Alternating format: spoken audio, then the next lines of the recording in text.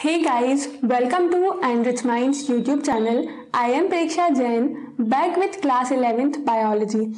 In this video, we are going to study chapter 19 excretory products and their elimination. So, जैसे कि हमने earlier videos में line by line detailed explanation के साथ chapter को complete किया है, वैसा ही same procedure हम इस chapter के साथ भी continue रखने वाले हैं. So, यहाँ पर हम क्या करेंगे, line by line हर एक पैराग्राफ को, सारे टॉपिक्स को कवर करेंगे एंड यहाँ पर हम ना साथ साथ इंपॉर्टेंट क्वेश्चंस जो हैं वो भी लिखते जाएंगे कि क्या टॉपिक से क्या इंपॉर्टेंट क्वेश्चंस आना है. तो एनसीईआरटी का है ना बहुत ज़्यादा इंपॉर्टेंट है हर एक लाइन, क्योंकि आप अगर देखोगे ना इसकी रेफरेंस बुक जो जनरली एनसीईआरटी की होती है तो वो काफ़ी ज़्यादा थिक होंगी. तो इतनी छोटी बुक में जब इतना डिटेल्स ऐड किया हुआ है तो हर एक लाइन क्या है बहुत इंपॉर्टेंट है. तो इसीलिए आपको इसको पूरा थॉरोली पढ़ना है. इवन इसके लिए आपको रेफरेंस बुक की भी ज़रूरत नहीं पड़ेगी अगर आप ये पूरा वीडियो डिटेल में देखते हैं तो. क्लियर है ना? ध्यान से देखना है, ध्यान से सुनना है, हर एक पॉइंट को नोट करते चलना है, क्योंकि एक्सप्लेनेशन जो भी पार्ट होगा ना अगर आप इसको समराइज कर सकते हैं, मेमोराइज कर सकते हैं तो अच्छी बात है, नहीं तो अंडरलाइन कर लो आप यहाँ पर पॉइंट जो भी है, और नहीं तो सबसे बेस्ट ऑप्शन है रिविजन नोट्स बना लो, उससे आपकी लिखने की भी हैबिट बनी हुई होती है. क्लियर है? सो हम चैप्टर की रीडिंग करेंगे, इंपॉर्टेंट क्वेश्चन साथ साथ में लिखते चलेंगे topic wise, and then last में हम एक्सरसाइज के क्वेश्चंस, जो कि काफ़ी बार आप लोगों का मेन प्रॉब्लम होता है कि एक्सरसाइज के क्वेश्चन कैसे लिखना है, नहीं समझ आता है, सो वो भी हम यहाँ पर इस वीडियो के एंड में डिस्कस करेंगे. क्लियर है ना? सो स्टार्ट करते हैं ये topic excretory product and their elimination. So अब सिंपल सा है कि बॉडी में डाइजेशन की प्रोसेस हो रही है, वेस्ट एक्यूमुलेट हो रहा है. अगर ये जो वेस्ट है वो बॉडी से एलिमिनेट नहीं होगा तो बॉडी में क्या होता जाएगा, एक्यूमुलेट होगा, क्योंकि अभी तक हमने जितने भी सिस्टम पढ़े, डाइजेस्टिव सिस्टम, वहां पर क्या हो रहा है, फूड जो भी यूजफुल है वो अब्जॉर्ब हुआ, बाकी का बाहर जा रहा है. बट उसके साथ साथ रेस्पिरेशन में भी हुआ, वेस्ट मटेरियल प्रोड्यूस हो रहा है, तो वहां पर वेस्ट मटेरियल कैसे निकल रहा है, कार्बन डाइऑक्साइड के फॉर्म में. सर्कुलेशन में हमने ये पढ़ा कि जो ब्लड है वो हेल्प करता है वेस्ट को एलिमिनेट करने में, बट ये जो एलिमिनेशन की प्रोसेस है वो किसके अंदर आती है, एक्सक्रीटरी सिस्टम के अंदर आती है, जहां पर बॉडी के जो वेस्ट प्रोडक्ट्स हैं वो एक्सक्रीट होते हैं, एलिमिनेट होते हैं बॉडी से. सो ये हो जाता है क्या, एक्सक्रीटरी सिस्टम. सो एक्सक्रीटरी सिस्टम का इंपॉर्टेंस कहाँ पर समझ आता है ना, क्योंकि आप अगर जनरली तो ना पढ़ाई करते टाइम ही होता है, ऐसे बीच बीच में आपको ब्रेक की जरूरत होती है कि नहीं फिर क्लास से बाहर जाना है, फिर अभी अगर आप घर पे बैठ के पढ़ रहे हो तो बार बार उठना होता है. सो बॉडी में क्या होता है ना कि पूरे टाइम मैकेनिज्म, मेटाबॉलिक रिएक्शंस चलती रहती हैं. सो यही जो मेटाबॉलिक वेस्ट का रिमूवल होता है एनिमल बॉडी या फिर ह्यूमन बॉडी से, जिससे कि जो बॉडी के फ्लूइड एंड टिश्यूज है उसका कॉम्पोजिशन बना रहे.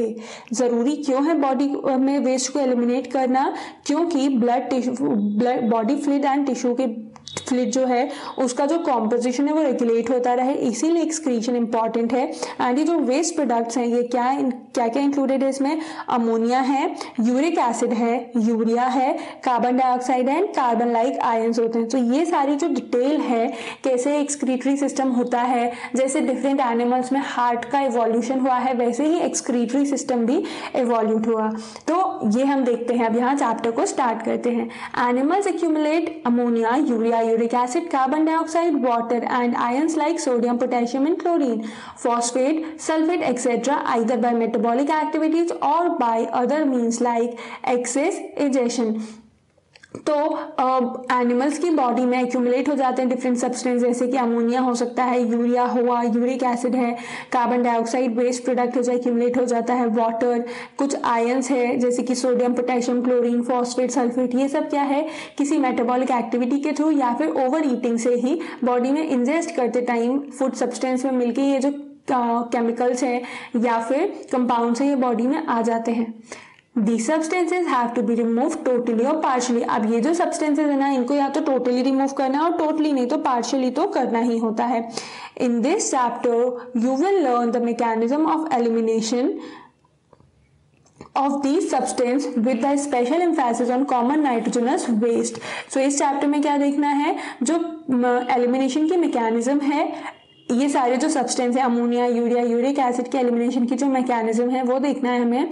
एंड साथ साथ जो कॉमन नाइट्रोजनस वेस्ट है उस पर भी थोड़ा सा एम्फेसिस है। कॉमन नाइट्रोजनस वेस्ट में आ जाता है क्या, ammonia, urea and uric acid. So they are the major forms of nitrogenous waste excreted by animals. So जो एनिमल्स एक्सक्रीट करते हैं उसमें सबसे कॉमन वेस्ट क्या क्या है, ammonia, urea and uric acid.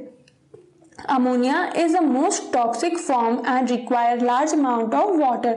Ammonia जो है सबसे ज्यादा टॉक्सिक फॉर्म होता है एंड इसके लिए लार्ज अमाउंट ऑफ वाटर की रिक्वायरमेंट होती है फॉर इट्स एलिमिनेशन।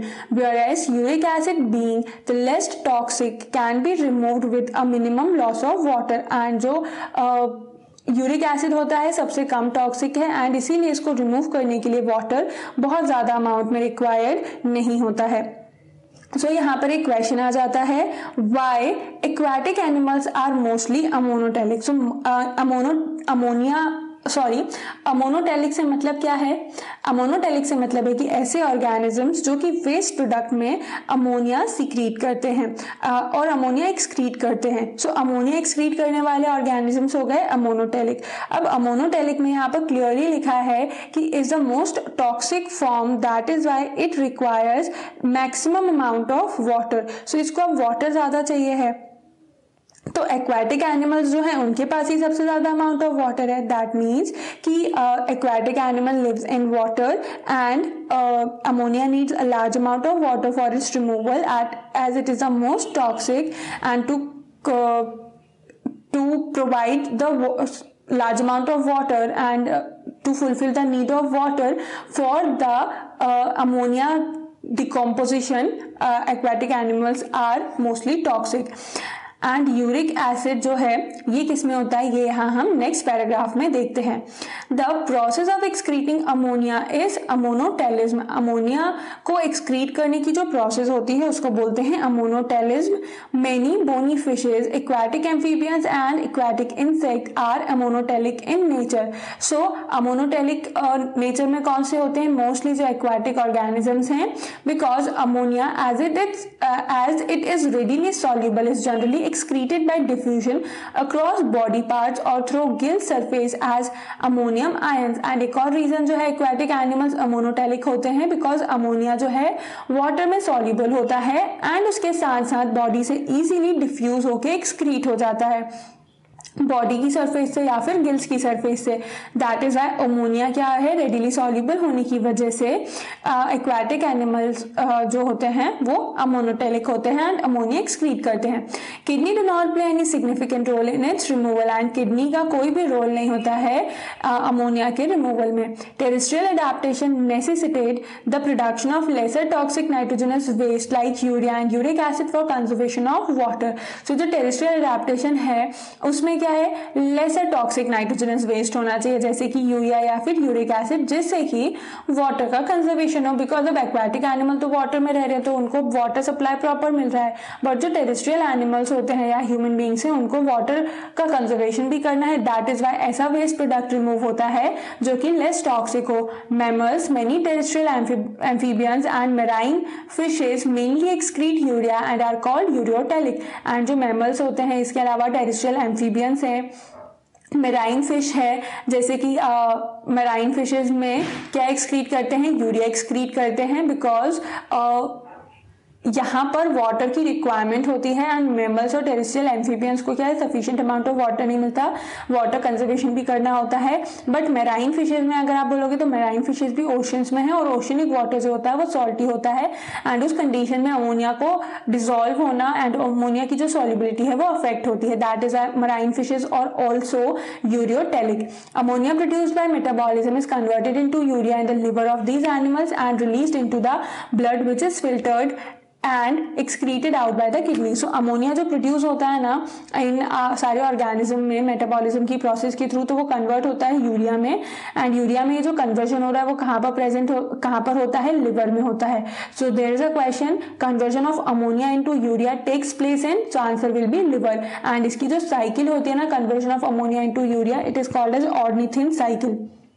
क्लियर हुआ? सो अमोनिया का कन्वर्जन यूरिया में in the ureotelic animals is takes place in liver. Of these animals and तो जिस भी एनिमल में ये अमोनिया से यूरिया कन्वर्ट होगा वो लिवर में होता है। उसके बाद ये जो यूरिया में कन्वर्जन हुआ है वो कहाँ रिलीज हो जाता है, ब्लड में, एंड फिल्टर आउट हो जाता है किडनी के थ्रू।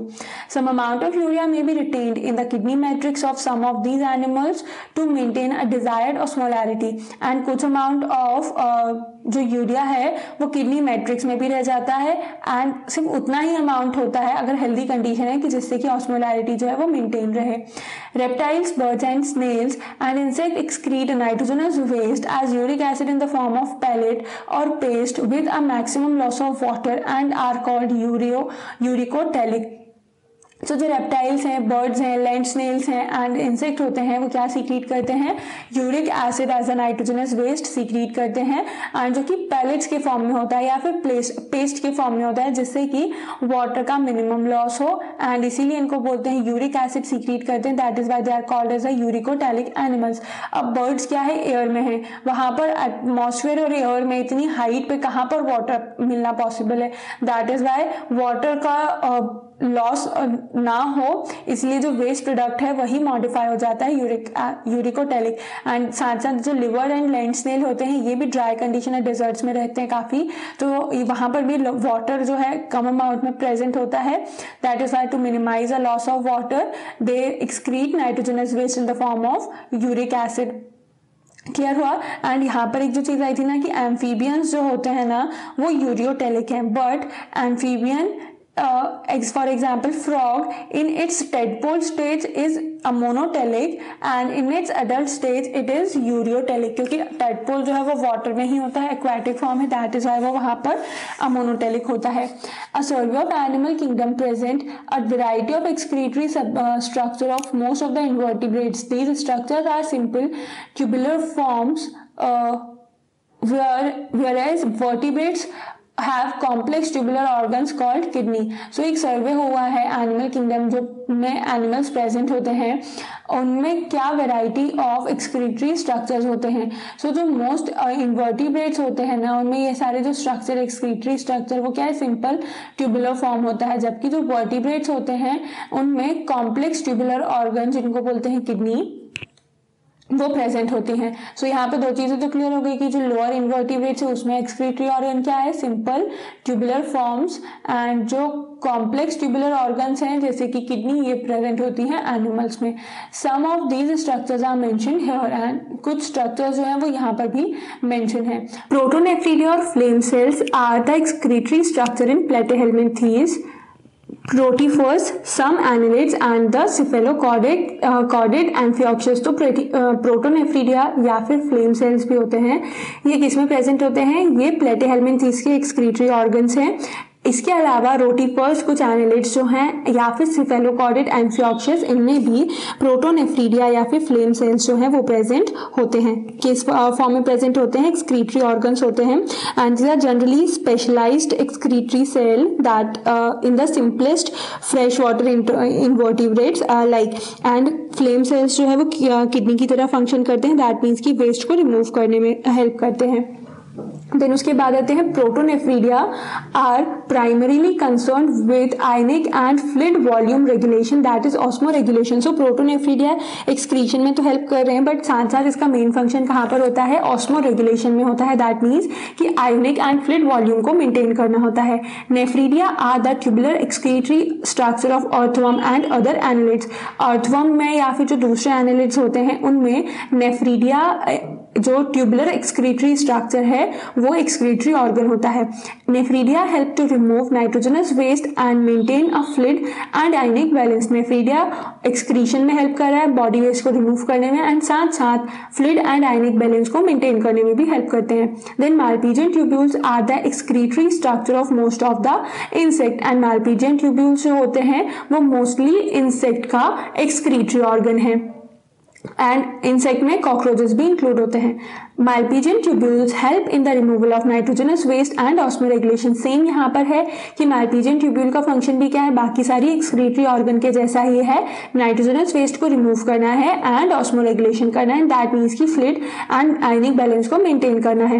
एंटेनल ग्लैंड्स और green glands perform the excretory function in crustaceans like prawn.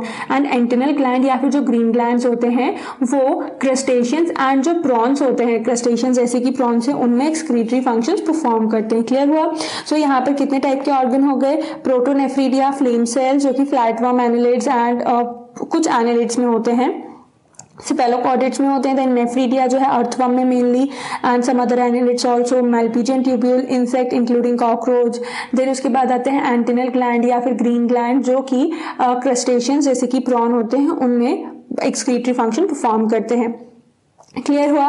सो यहाँ पर एक जो प्रोटोनेफ्रिडिया और फ्लेम सेल है इनको सोलेनोसाइट भी बोलते हैं। क्लियर है? तो प्रोटोनेफ्रिडिया बोलो या फ्लेम सेल बोलो या फिर सोलेनोसाइट बोलो, सेम ऑर्गन की बात चल रही है। क्लियर हुआ? सो ये हो गया बेसिक पार्ट जो इंट्रोडक्शन है। एक्सक्रीटरी सिस्टम डिफरेंट और एनिमल्स में डिफरेंट होता है बिकॉज बॉडी ऑर्गेनाइजेशन डिफरेंट होने की वजह से ये डिफरेंसेस हैं। उसके बाद आता है अब हम यहाँ पर इस चैप्टर में मेन जो टॉपिक है ह्यूमन एक्सक्रीटरी सिस्टम, इसके बारे में पढ़ने वाले हैं कि ह्यूमंस में जो एक्सक्रीशन है वो कैसे होता है, क्या मैकेनिज्म फॉलो होती है। So, in humans, the excretory system consists of a pair of kidney, one pair of uterus and urinary bladder and a urethra. You can see this in figure 19.1. So, 19.1 figure में clearly mentioned है pair of kidney on the either side, left and right side. Then उसके बाद क्या है, urinary bladder है, and उसके साथ साथ क्या है, pair of ureters, ureters on the left side as well as on the right side. Then इसके अलावा यूरेथ्रा। ये सारे जो मेन पार्ट्स हैं किडनी के। Kidney are reddish brown bean shaped structure situated between the levels of last thoracic and third lumbar vertebra close to the dorsal inner wall of the abdominal cavity. So kidney की location कहाँ होती है body में? Kidney जो है last thoracic vertebra and जो third lumbar vertebra है वहां पर होती है dorsal inner wall of the abdominal cavity. So abdominal cavity की dorsal and inner side wall पर ये किडनी जो है वो लोकेटेड होती है।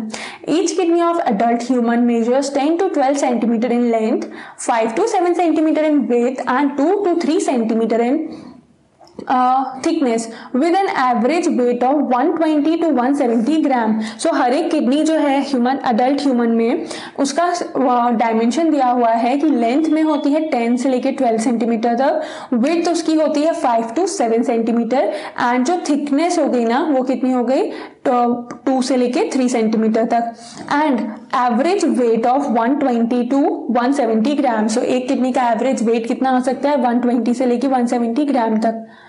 Towards the center of the inner concave surface of the kidney is a notch called the hilum through which ureters, blood vessels and nerve enters. So यहाँ पर जो किडनी का सेंटर है, यहाँ पर क्या होता है किडनी का बोल सकते हैं सेंटर की तरफ किडनी में प्रेजेंट होता है एक नॉच, जहां से कि जिसको इस नॉच को तो हाइलम बोलते हैं, एंड यहाँ से ना यूरेटर एंड ब्लड वेसल्स जो हैं वो एंटर और एग्जिट होती हैं किडनी से।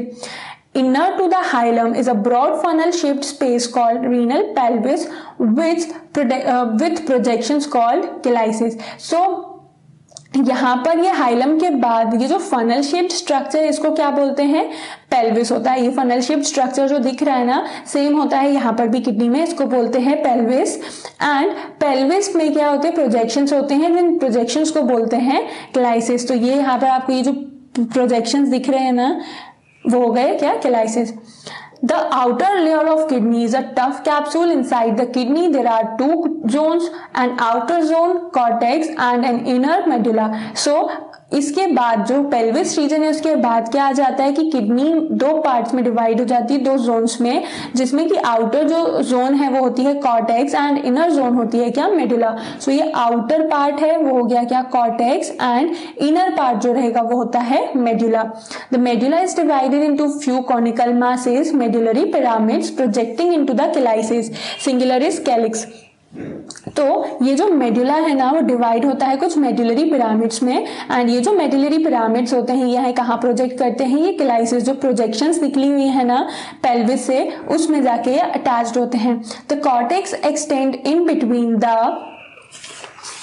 Medullary pyramids as renal columns called the column of Bertini. So यहाँ पर अगर हम डिटेल्ड एक किडनी का जो डायग्राम देखें, ये हो गया क्या रीजन, हाइलम।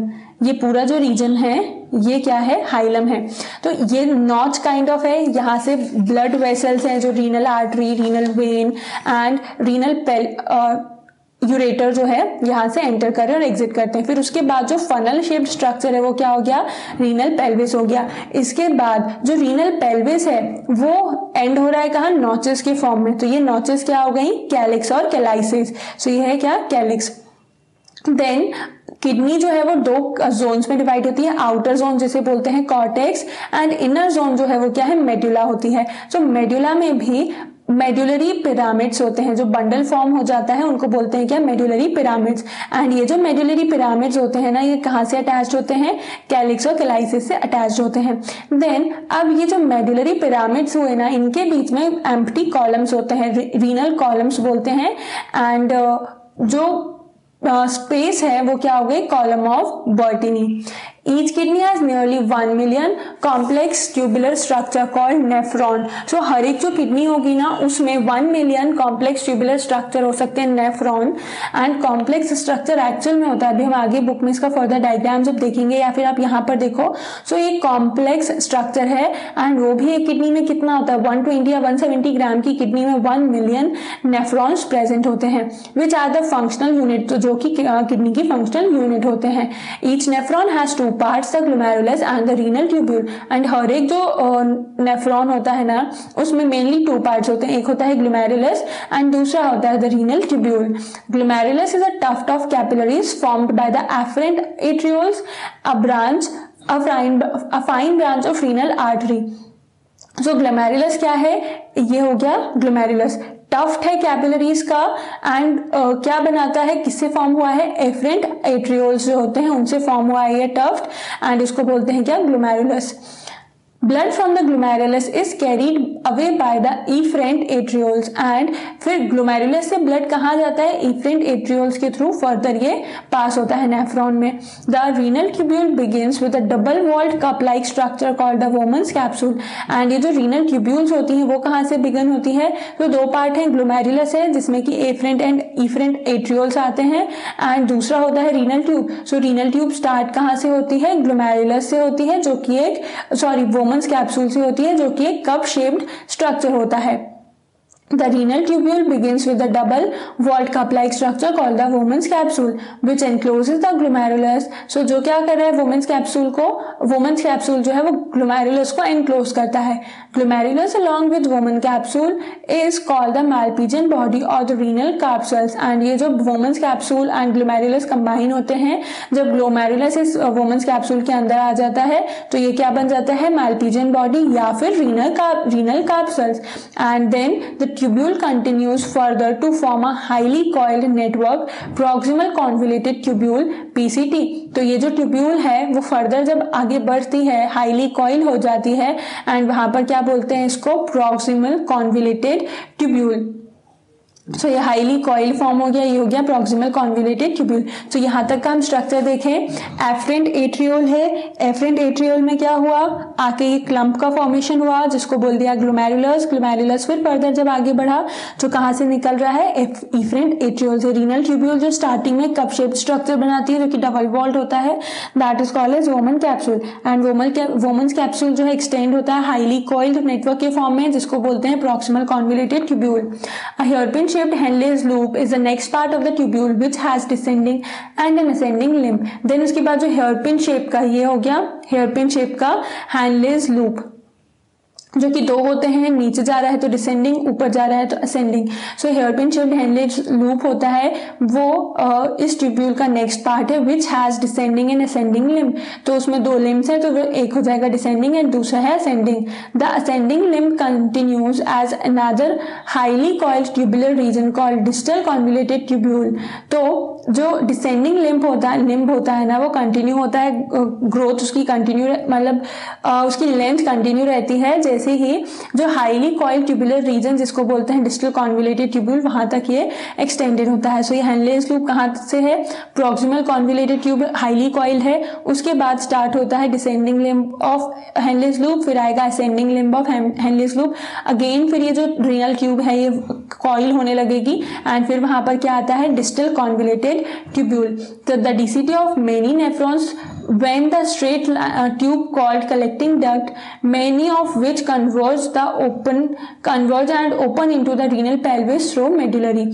So जो DCT है, distal convoluted tubules होते हैं, बहुत सारे नेफ्रॉन जो हैं वो ओपन होते हैं एक स्ट्रेट ट्यूब में, जिसको बोलते हैं क्या, कलेक्टिंग डक्ट। तो काफी सारे न्यूरॉन्स में ये जो डीसीटी है वो ओपन कलेक्टिंग डक्ट में जाके ऐड होती है, many of which converts them into the renal pelvis through the medullary pyramids in the chelicus। and फिर काफी केस में ये भी हो जाता है कि जो कवरेज जो कलेक्टिंग डक्ट है ना, सो डीसीटी जो है नेफ्रॉन्स के वो ओपन हो रहे हैं कलेक्टिंग डक्ट में जाके, जो कि कन्वर्ज हो जाते हैं एंड ओपन होते हैं कहाँ पर, फिर रीनल पेल्विस में ओपन होते हैं मेडुलरी पिरामिड्स की हेल्प से। The Malpighian capsules PCT and DCT of the nephron are situated in the cortical region of the kidney, whereas the Henle's loop dip into the medulla। So Henle's loop कहाँ पर है, medulla में हो गया, and बाकी जो part है like PCT है, डीसीटी है, प्रॉक्सिमल कॉन्वोल्यूटेड ट्यूब्यूल हो गया एंड डिस्टल कॉन्वोल्यूटेड ट्यूब्यूल हो गया, ये कौन से पार्ट में होते हैं, कॉर्टेक्स में। तो ये दोनों पार्ट्स का लोकेशन भी आ गया। In majority nephron the loop of Henle's is too short and extends only over little into the medulla. तो जो नेफ्रॉन्स होते हैं उनको और क्या बोलते हैं, कॉर्टिकल नेफ्रॉन्स बोलते हैं। In some of the nephrons the loop of Henle's is very long and runs deep into the medulla. These nephrons are called juxtamedullary nephrons. तो इसके साथ कुछ जो होते हैं ना नेफ्रॉन्स, तो उनमें जो लूप ऑफ हैनले है वो बहुत ज्यादा लॉन्ग होता है एंड डीप होता है मेडुला में। ये जो हैनलेस लूप है एंड जो नेफ्रॉन है वो deep inside the medulla embedded होते हैं, एंड ये जो फिर नेफ्रॉन है उन्हें क्या बोलते हैं, जक्स्ट्रा मेडुलरी नेफ्रॉन, बिकॉज यहाँ पर नेफ्रॉन क्या है, मेडुला पार्ट में है, that is why juxtamedullary nephron. The efferent arteriole emerging from the glomerulus form a fine capillary network around the renal tubule called the peritubular capillaries. And then उसके बाद जो efferent एट्रियोल्स होते हैं जो कि emerge होते हैं ग्लोमेरुलस से, वो क्या करते हैं, फाइन कैपिलरी नेटवर्क फॉर्म करते हैं जो कि रीनल ट्यूब्यूल के सराउंडिंग में होता है, एंड उसको बोलते हैं पेरीट्यूबुलर कैपिलरी। देन उसके बाद है क्या, minute vessel of this network runs parallel to the Henle's loop forming a U-shaped vasa recta.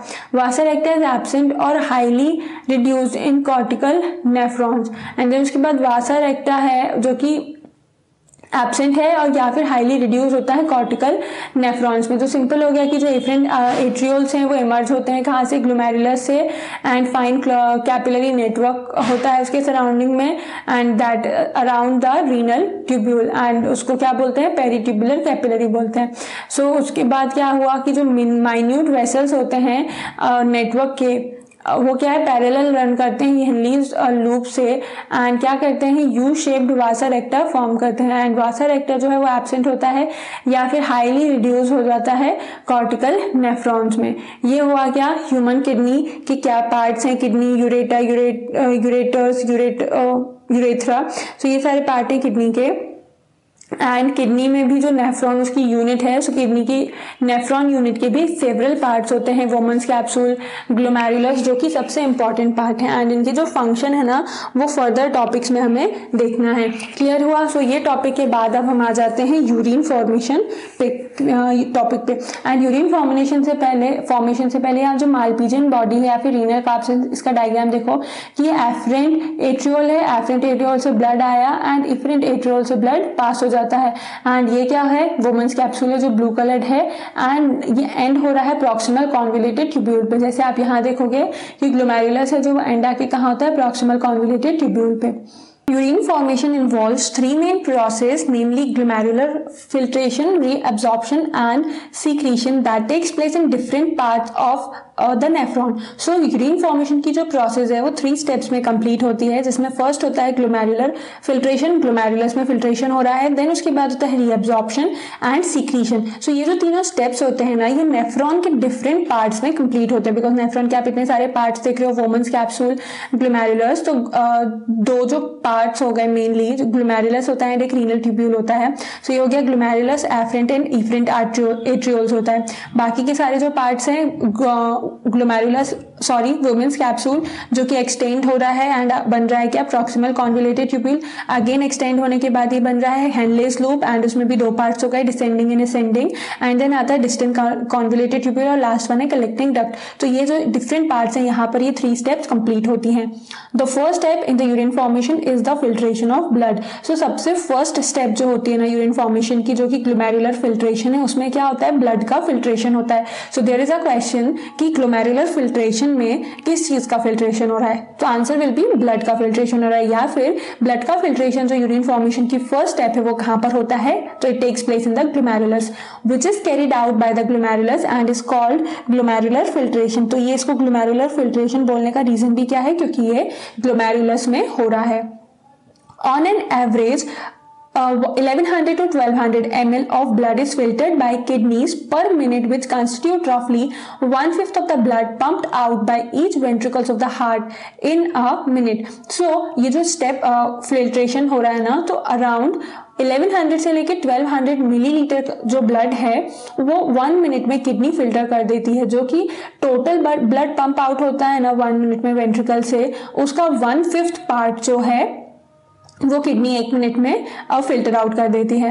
The glomerular capillary blood pressure causes filtration of blood through 3 layers. So ये जो glomerular capillaries होती है ना, वहां पर ब्लड प्रेशर क्या cause करता है, जो ब्लड का फिल्ट्रेशन है वो 3 लेयर्स से होता है. That is the endothelium of glomerular blood vessels. तो ग्लोमेरुलर ब्लड वेसल्स की जो एंडोथीलियम लेयर है वहां से होगा. Then the epithelium of the Bowman's capsule, and उसके बाद क्या होता है, जो वोमेंस कैप्सूल है उसकी एपिथीलियम से, एंड इन दोनों के बीच में जो बेसमेंट मेम्ब्रेन प्रेजेंट होती है and a basement membrane between these 2 layers. तो इन दोनों के बीच की बेसमेंट मेम्ब्रेन से.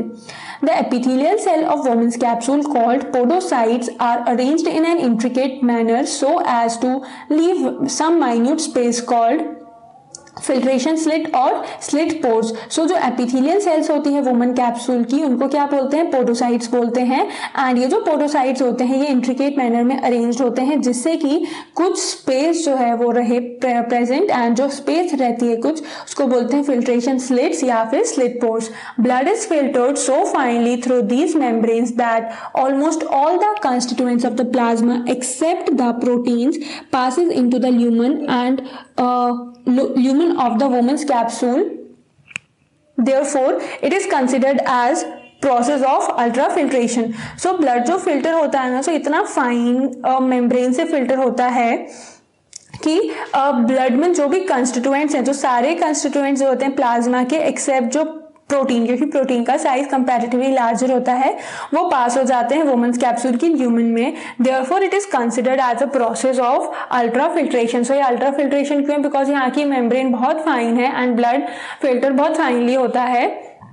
तो इतना फाइनली होता है कि प्लाज्मा के सिर्फ जो कुछ प्रोटीन्स है वो यहाँ से पास नहीं हो पाते हैं, except plasma proteins all other member passes to the lumen of the Bowman's capsule. That is why it is called also called as ultra filtration. उसके बाद स्टेप आती है रीअब्जॉर्प्शन होगा, बट उसके पहले यहाँ पर अल्ट्रा फिल्ट्रेशन से ही रिलेटेड इंफॉर्मेशन दी हुई है.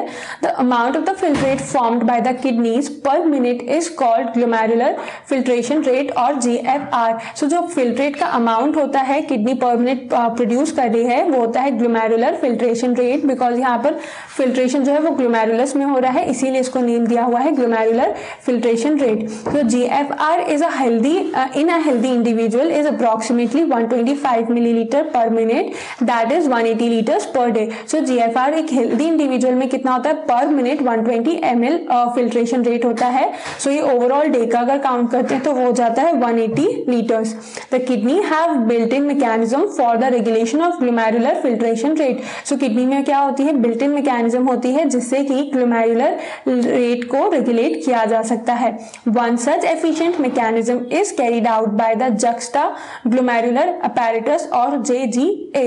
सो ये जो बिल्ट इन मैकेनिज्म होती है जो कि ग्लोमेरुलर फिल्ट्रेशन रेट को रेगुलेट करते हैं, उसमें एक आती है क्या, JGA, that is the juxta glomerular apparatus. So JGA is a special sensitive region formed by cellular modification in the distal convoluted tubule and the afferent arterioles at the location of the contact. So ये जो special sensitive reason होता है जो कि form होता है किससे, cellular modification से, जो कि होते हैं कहाँ पर, डिस्टल कॉन्वोल्यूटेड ट्यूब्यूल में, एंड और कहाँ पर प्रेजेंट होते हैं, एफरेंट एट्रियोल में at the contact of the location.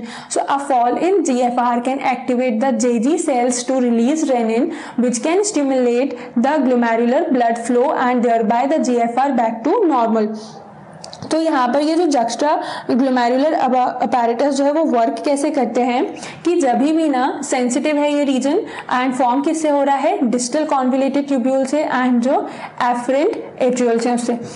तो जब भी GFR रेट फॉल होता है सो उससे ये जो JG सेल्स हैं, जक्स्टा ग्लोमेरुलर सेल्स जो होती हैं वो एक्टिवेट हो जाती हैं। ये जब सेल्स एक्टिवेट होती हैं तो क्या करते हैं, रेनिन को रिलीज करते हैं। रेनिन जब रिलीज होता है सो वो क्या स्टिमुलेट कर रहा है, ग्लोमेरुलर में जो ब्लड फ्लो है उसको इंक्रीज करता है, स्टिमुलेट करता है, एंड देयर बाय जो GFR है, ग्लोमेरुलर फिल्ट्रेशन रेट, वो फिर इंक्रीज हो जाता है। सिंपल है। तो ये जो जक्स्टा ग्लोमेरुलर अपैरेटस होता है इसमें क्या क्या प्रेजेंट होता है, सो इसमें एफरेंट एट्रियोल्स हैं, इफरेंट आर्ट्रियोल्स हैं, देन उसके बाद ग्रैन्युलर रेनिन सीक्रेटिंग सेल है क्योंकि JG सेल्स का मेन फंक्शन है रेनिन को सीक्रेट करना। देन स्पेशलाइज्ड ग्रुप होता है डिस्टल ट्यूबुलर सेल का।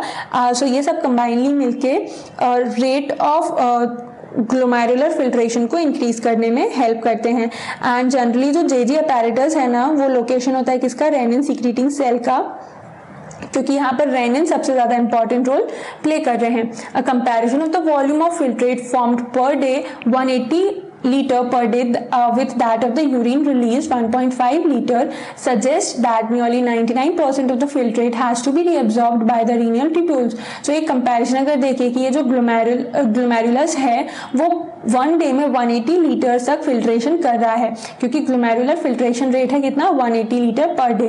तो पर डे जो यूरिन आउटपुट है वो सिर्फ है 1.5 लीटर। सो इससे ये क्लियरली शो होता है कि अराउंड जो 99% फिल्ट्रेट है वो फिर से रीअब्जॉर्ब हो जाता है with the help of renal tubules. This process is called as reabsorption. And यही जो प्रोसेस है जहां पर 1.5 लीटर एलिमिनेट होने के बाद बाकी सारा का सारा पार्ट जो है वो रीअब्जॉर्ब होता है, तो ये प्रोसेस और ये स्टेप हो जाती है क्या, reabsorption. The tubular epithelial cell in different segments of nephron perform this either by active और पैसिव मैकेनिज्म। एंड जो ट्यूबुलर एपिथेलियल सेल्स होते हैं ना डिफरेंट सेगमेंट्स में नेफ्रॉन के, वो कुछ एक्टिविटीज परफॉर्म करते हैं कुछ एक्टिविटीज परफॉर्म करते हैं एक्टिव या फिर पैसिव मैकेनिज्म के थ्रू। फॉर एग्जांपल क्या हो गया, substances like glucose, amino acid, sodium etcetera in the filtrate are reabsorbed actively whereas the nitrogenous waste are absorbed by the passive transport.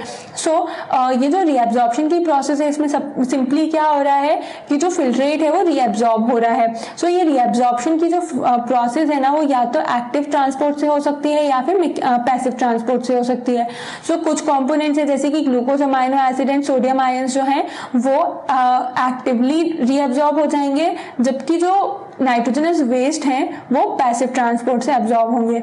Reabsorption of water also occurs passively in the initial segment of the nephron. And जो reabsorption होता है water का वो nephron के initial segments में भी start हो जाता है, that we can see in the figure 19.5. During urine formation the tubular cells secrete substances like H+, hydrogen ion, potassium and ammonia into the filtrate. So urine formation के time पे जो tubular cells होते हैं वो कुछ substance release करते हैं filtrate में, जैसे कि हाइड्रोजन आयन है, पोटेशियम आयन है या फिर अमोनिया है। Tubular secretion is also an important step in urine formation. So tubular secretion जो है वो भी यूरिन फॉर्मेशन की एक इंपॉर्टेंट स्टेप होती है, as it helps in the maintenance of the ionic and the acid balance of the body fluids. तो mainly tubular जो सिस्टम है वो क्या कर रहा है, सो ट्यूबुलर सीक्रीशन बॉडी में आयोनिक एंड एसिड बैलेंस को मेंटेन करने में हेल्प करते हैं, एंड इसके साथ साथ जो बॉडी फ्लूइड्स है उसके बीच में भी बैलेंस बना के रखते हैं।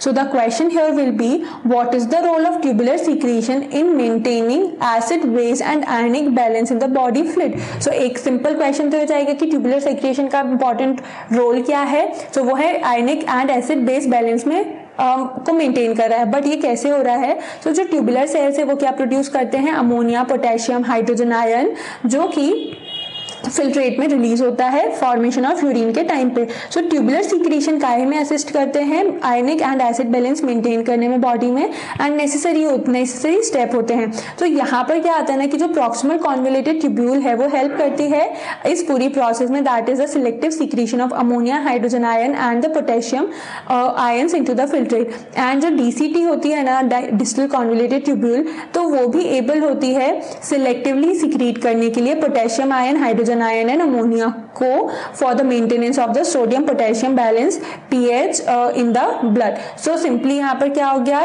ट्यूबुलर सीक्रेशन में डिस्टल कॉन्वोल्यूटेड ट्यूब्यूल के पास सिलेक्टिव सीक्रेशन की प्रॉपर्टी होती है, जिससे वो सिर्फ हाइड्रोजन, पोटेशियम एंड अमोनिया को ही रिलीज करते हैं। इसके अलावा कोई दूसरा स्ट्रक्चर जो है वो इंपॉर्टेंट रोल प्ले करता है pH एंड आयनिक बैलेंस को मेंटेन करने में। By selective secretion is the collecting duct. Clear हुआ यहाँ तक? देन हमने यहाँ पर जो स्टेप्स देखी वो थी किसकी, यूरिन फॉर्मेशन की। उसके बाद आता है functions of the tubules. So nephron में जो इतने सारे टाइप्स के ट्यूब्यूल्स होते हैं, डिस्टल कॉन्वोल्यूटेड, प्रॉक्सिमल कॉन्वोल्यूटेड, इनके फंक्शंस क्या हैं। सो इसके फंक्शन क्या आ जाता है, फर्स्ट देखेंगे हम किसका फंक्शन, प्रॉक्सिमल कॉन्वोल्यूटेड ट्यूब्यूल का, पीसीटी का फंक्शन देखते हैं। PCT is lined by simple cuboidal brush border epithelium which increases the surface area for reabsorption. So proximal convoluted tubule में क्या होता है, simple cuboidal brush border epithelium है जो कि रीअब्जॉर्प्शन की सरफेस एरिया को इंक्रीज कर सकता है। There nearly all of the essential nutrients and 70 to 80% of the electrolytes and water are reabsorbed by this segment. So इस सेगमेंट में क्या होता है ना, जो मेनली वाटर है, एसेंशियल न्यूट्रिएंट्स हैं, इलेक्ट्रोलाइट्स हैं, वो सब प्रॉक्सिमल कॉन्वोल्यूटेड रीजन, ट्यूब्यूल के रीजन में ही रीअब्जॉर्ब हो जाते हैं। PCT also helps to maintain the pH and ionic balance of the body fluid bye selective secretion of hydrogen ion, ammonia and potassium ion. And उसके अलावा जो proximal convoluted tubule होती है वो पीएच मेंटेन करने में, आयनिक बैलेंस को maintain करने में बॉडी फ्लूइड में जो है, एंड जो सिलेक्टिव सीक्रेशन होता है hydrogen ion, ammonia and potassium का इन फिल्ट्रेट में जो जाता है उसमें भी सिलेक्टिव रीअब्जॉर्प्शन में हेल्प करते हैं, एंड बाइकार्बोनेट आयन जो है उसके एब्जॉर्प्शन में हेल्प कर रहे हैं। सो ये हो गया क्या, proximal convoluted tubule. And proximal convoluted tubule जो है ना वो हार्मोन डिपेंडेंट मैकेनिज्म इसमें एब्सेंट होता है।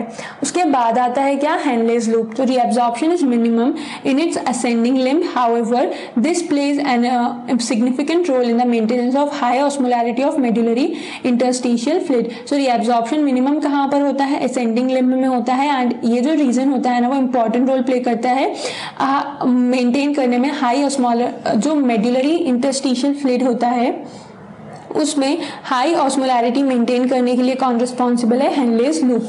The descending limb of loop of Henle is permeable to water but almost impermeable to electrolyte. So ये जो डिसेंडिंग लिम्ब है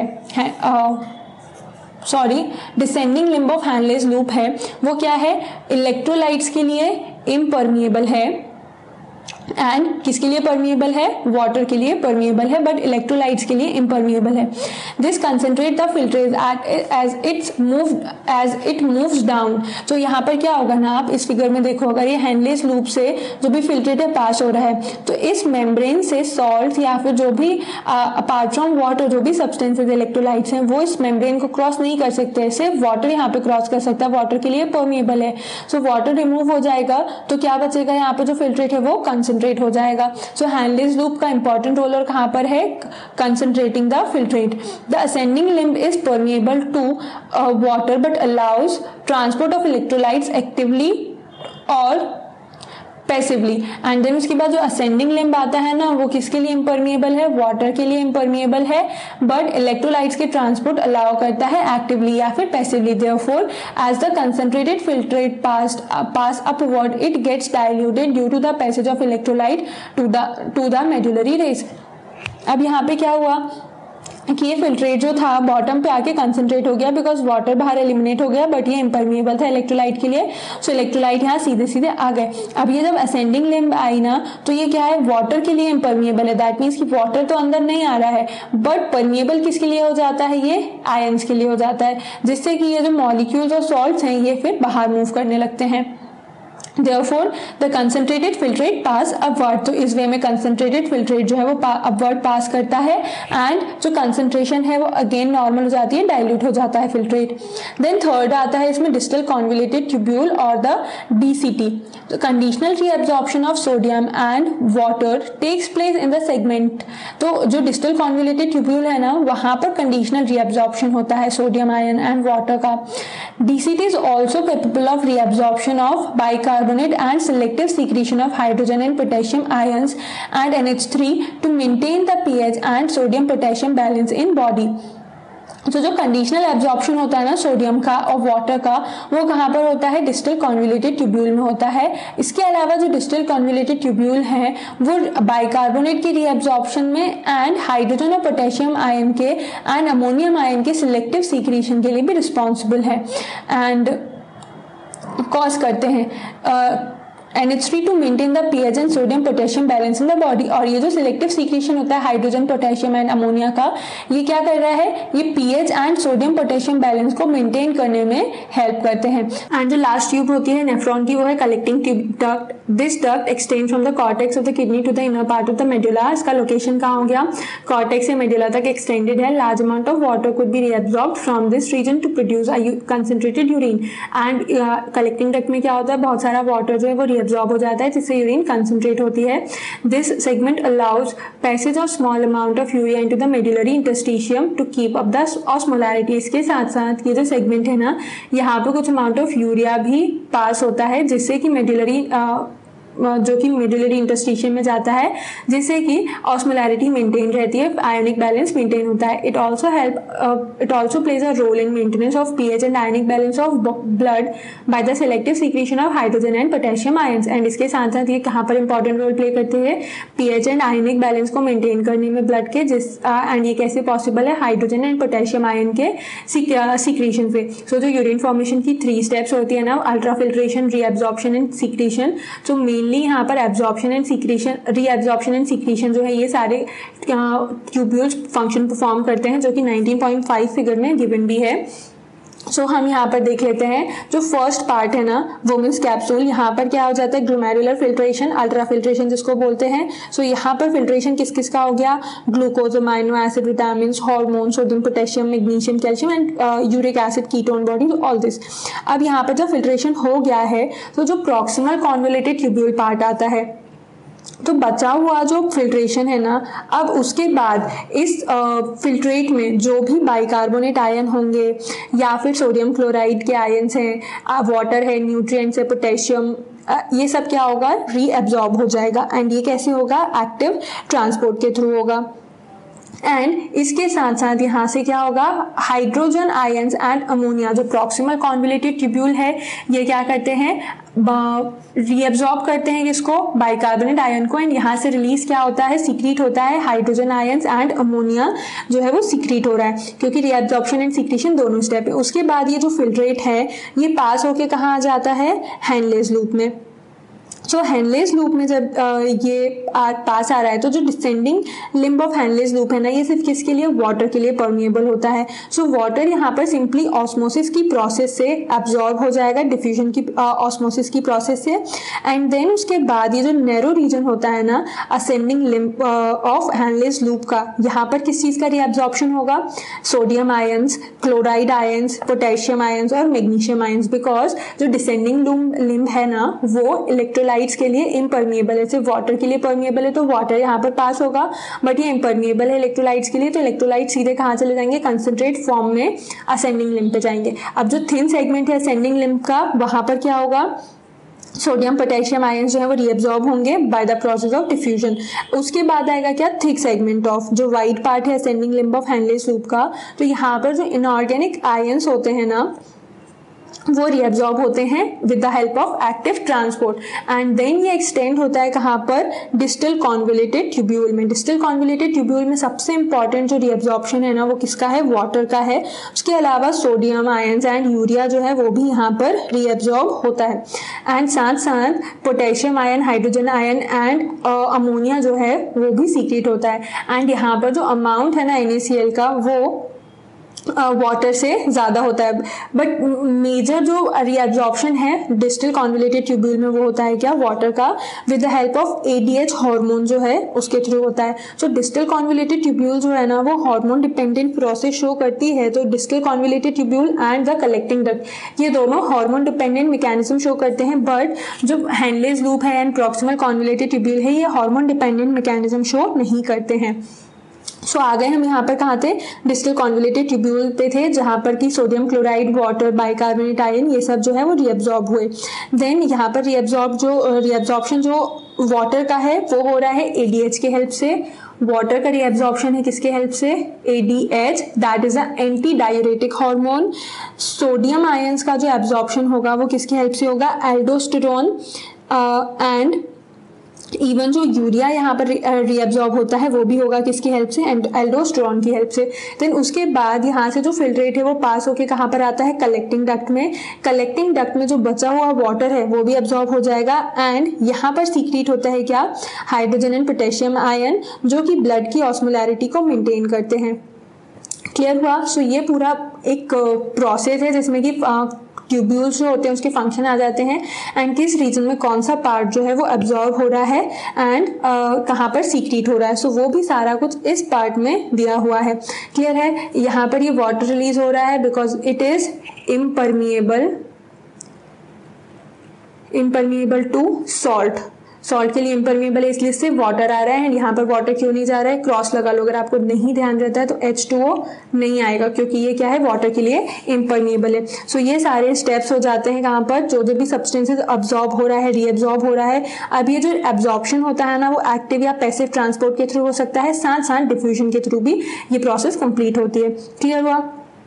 सो ये जो डायग्राम है ये काफ़ी ज़्यादा इंपॉर्टेंट है बिकॉज यहाँ पर ना ऐसे एम्प्टी स्पेसेस में आ जाता है, ब्लैंक स्पेसेस होती हैं, एंड आपको वो फिल करना होता है कि प्रॉक्सिमल कॉन्वोल्यूटेड ट्यूब्यूल में क्या पार्ट जो है वो रीअब्जॉर्ब हो रहा है या फिर क्या सीक्रेट हो रहा है, एंड देन सेगमेंट्स जो हैं वहाँ पर किस बेसिस पर, एंड इसका जो और डिटेल्ड है ना कि कब ये सोडियम क्लोराइड जो है रीअब्जॉर्ब होगा, कब पोटेशियम सीक्रेट होगा, ये नेक्स्ट पेज पे जब हम मैकेनिज्म पढ़ेंगे ना तो वहाँ पर और क्लियर हो जाएगा आपको कि ये जो कंसंट्रेशन या फिर जो ऑस्मोलैरिटी के बेसिस पर होता है ना ये सारा कुछ।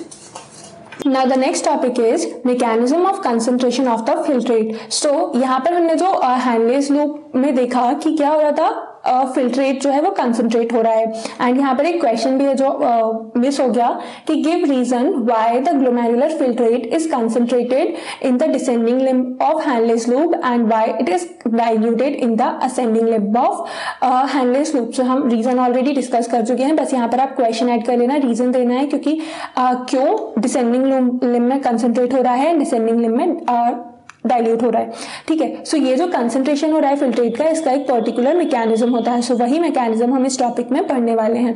Mammals have the ability to produce a concentrated urine. Mammals में एबिलिटी होती है कंसंट्रेटेड यूरिन प्रोड्यूस करने की because of the presence of nephron. The Henle's loop and vasa recta plays a significant role in this, and इसमें important role कौन play करता है, ascending Henle's loop and the vasa recta. The flow of filtrate in the two limbs of Henle's loop is in opposite direction and thus forms a counter current. So यहाँ पर क्या होता है ना कि जो Henle's loop है उनमें आप देखो दोनों loops में different directions में जो filtrate है वो flow होता है, इसकी वजह से counter current develop होता है। The flow of blood through the two limbs of vasa recta is also in counter current pattern. And vasa recta जो है किडनी के ये भी क्या होते हैं, स्ट्रेट एट्रियोल्स होते हैं एंड जो वेन्यूल्स होते हैं किडनी के generally.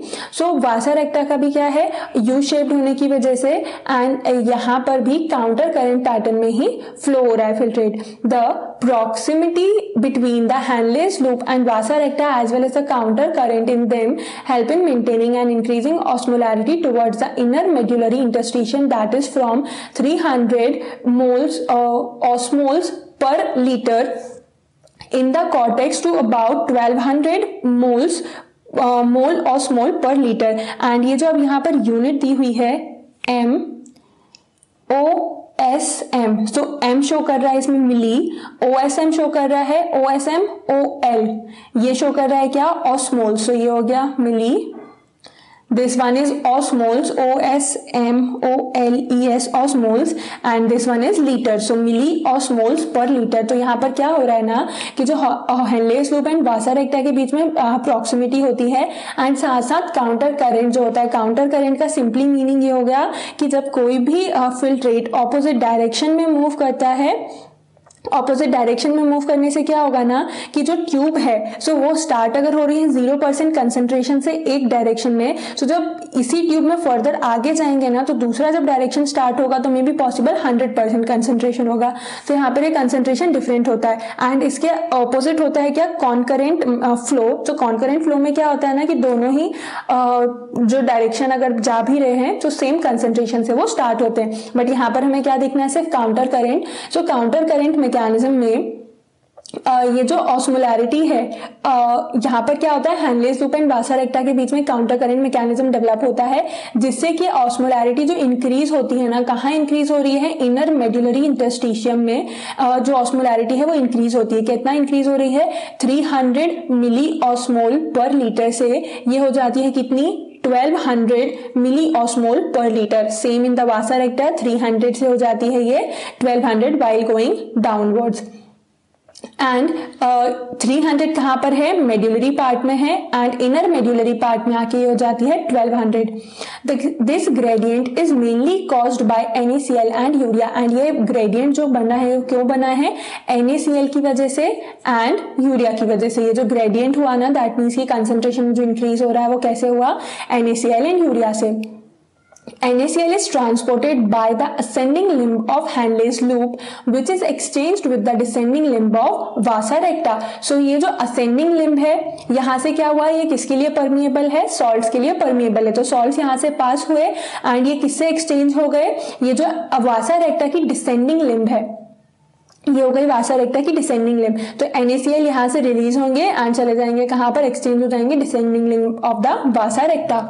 NaCl is return to the interstitium by the ascending portion of the vasa recta. And ये फिर NaCl यहाँ से पास होके वापस से कहाँ रिलीज हो जाएगा, असेंडिंग लिम्ब ऑफ वासा रेक्टा से ये फिर से रीअब्सॉर्ब हो जाएगा या फिर रिटर्न आ जाएगा इंटरस्टिशियम में।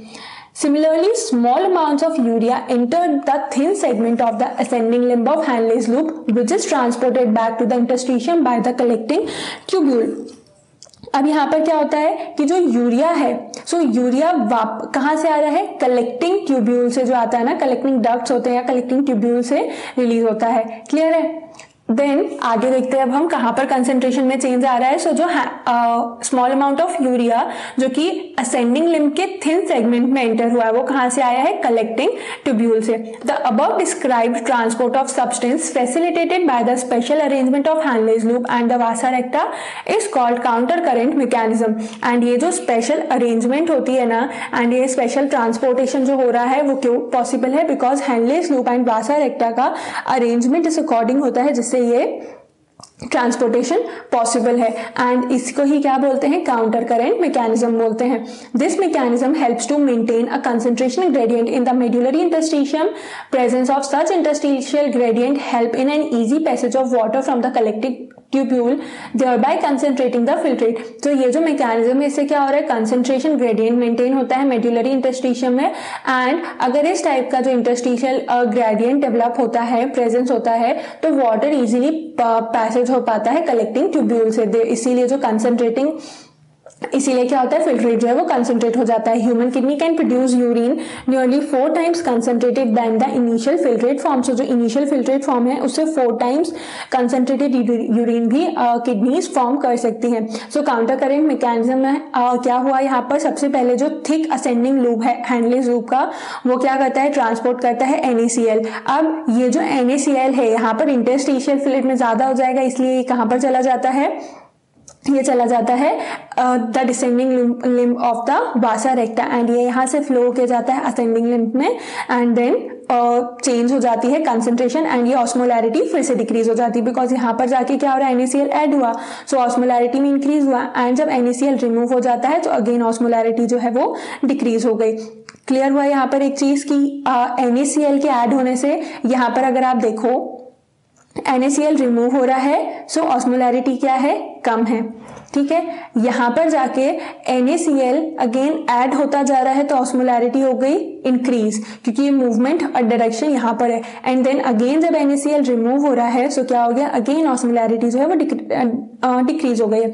तो जो यूरिन कंसंट्रेट हो रही है वो क्या क्या हुआ, सबसे फर्स्ट स्टेप तो है NaCl ट्रांसपोर्ट हुआ असेंडिंग लिम्ब से to the descending limb of the vasa recta. Second, उसके बाद क्या होता है, जो असेंडिंग लिम्ब है वासा रेक्टा की, वो क्या कर रही है, NaCl को इंटरस्टिशियम में जो टिश्यू होता है ना हैंडलेस लूप एंड वासा रेक्टा के बीच में, वहां पर रिलीज कर देती है। इससे जो कंसंट्रेशन ग्रेडियंट होता है ना 300 मिलीमीटर का कॉर्टेक्स में, वो हो जाता है कितना, 1200 मिलीमीटर मेडुला में जाके, क्योंकि ये देखो 300 से कितना हो गया, 1200 हो गया। एंड देन उसके बाद सेकेंड नंबर पे आता है यूरिया का। तो यूरिया कंट्रीब्यूट करता है इस प्रोसेस में, कंसंट्रेशन की प्रोसेस में, एंड ट्रांसपोर्ट हो जाता है कहां से कहां तक, जो डिसेंडिंग लिम्ब होती है हैंडलेस लूप की, जो descending limb of Henle's loop है, यहां से ये ट्रांसपोर्ट होता है। अब उसके बाद जब यूरिन फ्लो हो रही है ना कलेक्टिंग डक्ट में डाउनवर्ड्स, एंड तो यहाँ पर क्या इनकाउंटर करती है, हायर कंसंट्रेशन होता है सॉल्यूट्स का इंटरस्टिशियम में, इसीलिए जो वाटर को लूज करती जाती है। देखो आप यहाँ पर कंसंट्रेशन, यहाँ पर जो इंटरस्टिशियम है यहाँ कंसंट्रेशन ज्यादा है, इसलिए वाटर लूज होता है जिससे कि वो डाइल्यूट हो। तो यहाँ वाटर किस बेसिस पे लूज हो रहा है, ऑस्मोसिस पे, क्योंकि अंदर वाटर का अमाउंट ज्यादा है एंड कंसंट्रेट जो सॉल्यूट है वो कम है, इसलिए वाटर क्या है, बाहर डायरेक्शन में जाता है। इस वे में अगेन जो यूरिन है वो कंसंट्रेट हो जाती है। तो सिंपल सी प्रोसेस है। अभी यहाँ पर एक चीज इंपॉर्टेंट क्या है कि ऑस्मोलैरिटी जो है वो कहाँ पर ज्यादा है, कहाँ पर कम है। सो ऑस्मोलैरिटी मेनली हमें देखना है सिर्फ इस handless loop and the vasa recta में। इसके अलावा मूवमेंट जो है ऑस्मोसिस एंड डिफ्यूजन में क्या होता है, from higher concentration to lower concentration movement होती है। सो सेम यहाँ पर हो रहा है, हायर कंसंट्रेशन से लोअर कंसंट्रेशन की तरफ मूवमेंट हो रही है। उसके अलावा तो ऐसा स्पेशल कुछ नहीं हो रहा है ना, क्योंकि अगर आपको कंसेप्ट याद करने में यहाँ पे प्रॉब्लम होती है, जो ऑस्मोलैरिटी है, बस ये यहाँ पर ध्यान रखना कि हैंडलेस लूप में डायरेक्शन यहाँ से स्टार्ट हो रहा है एंड जो वासा रेक्टा है वो ये है। क्लियर? एंड ये दोनों का अरेंजमेंट इस अकॉर्डिंग होता है कि काउंटर करंट मैकेनिज्म जो है वो फॉलो हो पाता है। Now let's see the next topic, regulation of kidney function. So kidney के जो फंक्शंस है वो कैसे रेगुलेटेड होते हैं। The functioning of kidney is efficiently monitored and regulated by the hormonal feedback mechanism involving the hypothalamus, JGA, that is the juxtaglomerular apparatus, and to a certain extent the heart. So kidney की main function जैसे respiratory system है, medulla Pond's वेरोली reason होता है, circulatory system के लिए special reason होते हैं, adrenaline hormone होते हैं, वैसे ही किडनी को रेगुलेट करने के लिए भी सर्टेन हॉर्मोन्स या फिर बॉडी में स्पेशल, ब्रेन में स्पेशल ऑर्गन होता है या ब्रेन में स्पेशल पार्ट होता है। तो वो स्पेशल पार्ट क्या हो गया, हाइपोथैलेमस, क्योंकि जो किडनी की मैकेनिज्म है उसको इफिशिएंटली वर्क करने में हाइपोथैलेमस इन्वॉल्व है। इसके अलावा जक्स्टाग्लोमेरुलर अपैरेटस होता है, वो भी में एक्टिवली पार्टिसिपेट करता है, and even heart, because heart क्या कर रहा है, ब्लड का सर्कुलेशन कर रहा है, एंड जब ब्लड का सर्कुलेशन कर रहा है सो यहाँ पर फिल्ट्रेशन जो है उसमें भी ब्लड रिस्पॉन्सिबल होता है। Osmoreceptors in the body are activated by changes in the blood volume. So blood volume में change होने से क्या होता है ना कि osmoreceptors जो होते हैं बॉडी में वो एक्टिवेट हो जाते हैं। An excessive loss of fluid from the body can activate these receptors which stimulate the hypothalamus to release antidiuretic hormone or vasopressin from the neurohypophysis. So जब बॉडी से excessive loss होने लगता है फ्लूइड का तो रिसेप्टर्स एक्टिवेट हो जाते हैं। अभी जब रिसेप्टर्स एक्टिवेट होते हैं सो ये हाइपोथैलेमस से हाइपोथैलेमस को स्टिमुलेट करते हैं एंड हाइपोथैलेमस क्या करता है, एंटी डाययूरेटिक हार्मोन या फिर वेसोप्रेसिन हार्मोन जो है उसको न्यूरोहाइपोफाइसिस से रिलीज करने में हेल्प करते हैं। ADH anti diuretic hormone facilitates water reabsorption from the latter part of the tubule thereby preventing diuresis. So यहाँ पर देखो, जब वाटर लॉस ज्यादा होने लगेगा तो क्या करेंगे कि एंटी डाययूरेटिक हार्मोन रिलीज होगा, वो वाटर का रीअब्जॉर्प्शन कॉज करेगा from the later part, that means a collecting duct, and इससे क्या होगा, डायूरेसिस को प्रिवेंट होगा। Then an increase in the body fluid volume can switch off the osmoreceptors and suppress the ADH release to complete the feedback। अब उसके बाद अगर body fluid increase हो गया, बॉडी फ्लूइड का वॉल्यूम जो है इंक्रीज हो जाता है, सो उस कंडीशन में जो ऑस्मोरिसेप्टर्स हैं वो स्विच ऑफ हो जाते हैं and ADH the anti diuretic hormone को सप्रेस करते हैं, जिससे कि फीडबैक मैकेनिज्म जो है वो कंट्रोल होती है। क्योंकि ADH अगर कंटिन्यूसली रिलीज होता रहेगा तो वाटर का रीअब्जॉर्प्शन होगा, वाटर रीअब्जॉर्ब होगा तो टिश्यू फ्लूइड में जो फ्लूइड का वॉल्यूम है वो इंक्रीज होगा। तो इसीलिए क्या है, इसके अगेंस्ट फीडबैक मैकेनिज्म होता है कि ऑस्मोरिसेप्टर्स जो है वो स्विच ऑफ हो जाते हैं एंड ADH की रिलीज को सप्रेस कर देते हैं। ADH can also affect the kidney function by it's constrictory effect on blood vessels. And ADH क्या कर रहा है, किडनी पे इफेक्ट होता है, जो ब्लड वेसल को कॉन्स्ट्रिक्ट करने का इफेक्ट होता है ना, उससे अल्टीमेटली ADH किडनी पे इफेक्ट करता है। This cause an increase in blood pressure, and इससे क्या हो जाता है, ब्लड प्रेशर इंक्रीज हो जाता है। सो सिंपल हो गया कि ADH से ब्लड वेसल्स कॉन्स्ट्रिक्ट हुई, जिससे कि ब्लड प्रेशर इंक्रीज हुआ, ब्लड फ्लो इंक्रीज होता है एंड ब्लड फ्लो जब इंक्रीज होगा तो अल्टीमेटली क्या इंक्रीज हो जाएगा, glomerular blood flow and the glomerular filtration rate. So an increase in blood pressure can increase the glomerular blood flow and thereby the glomerular filtration rate.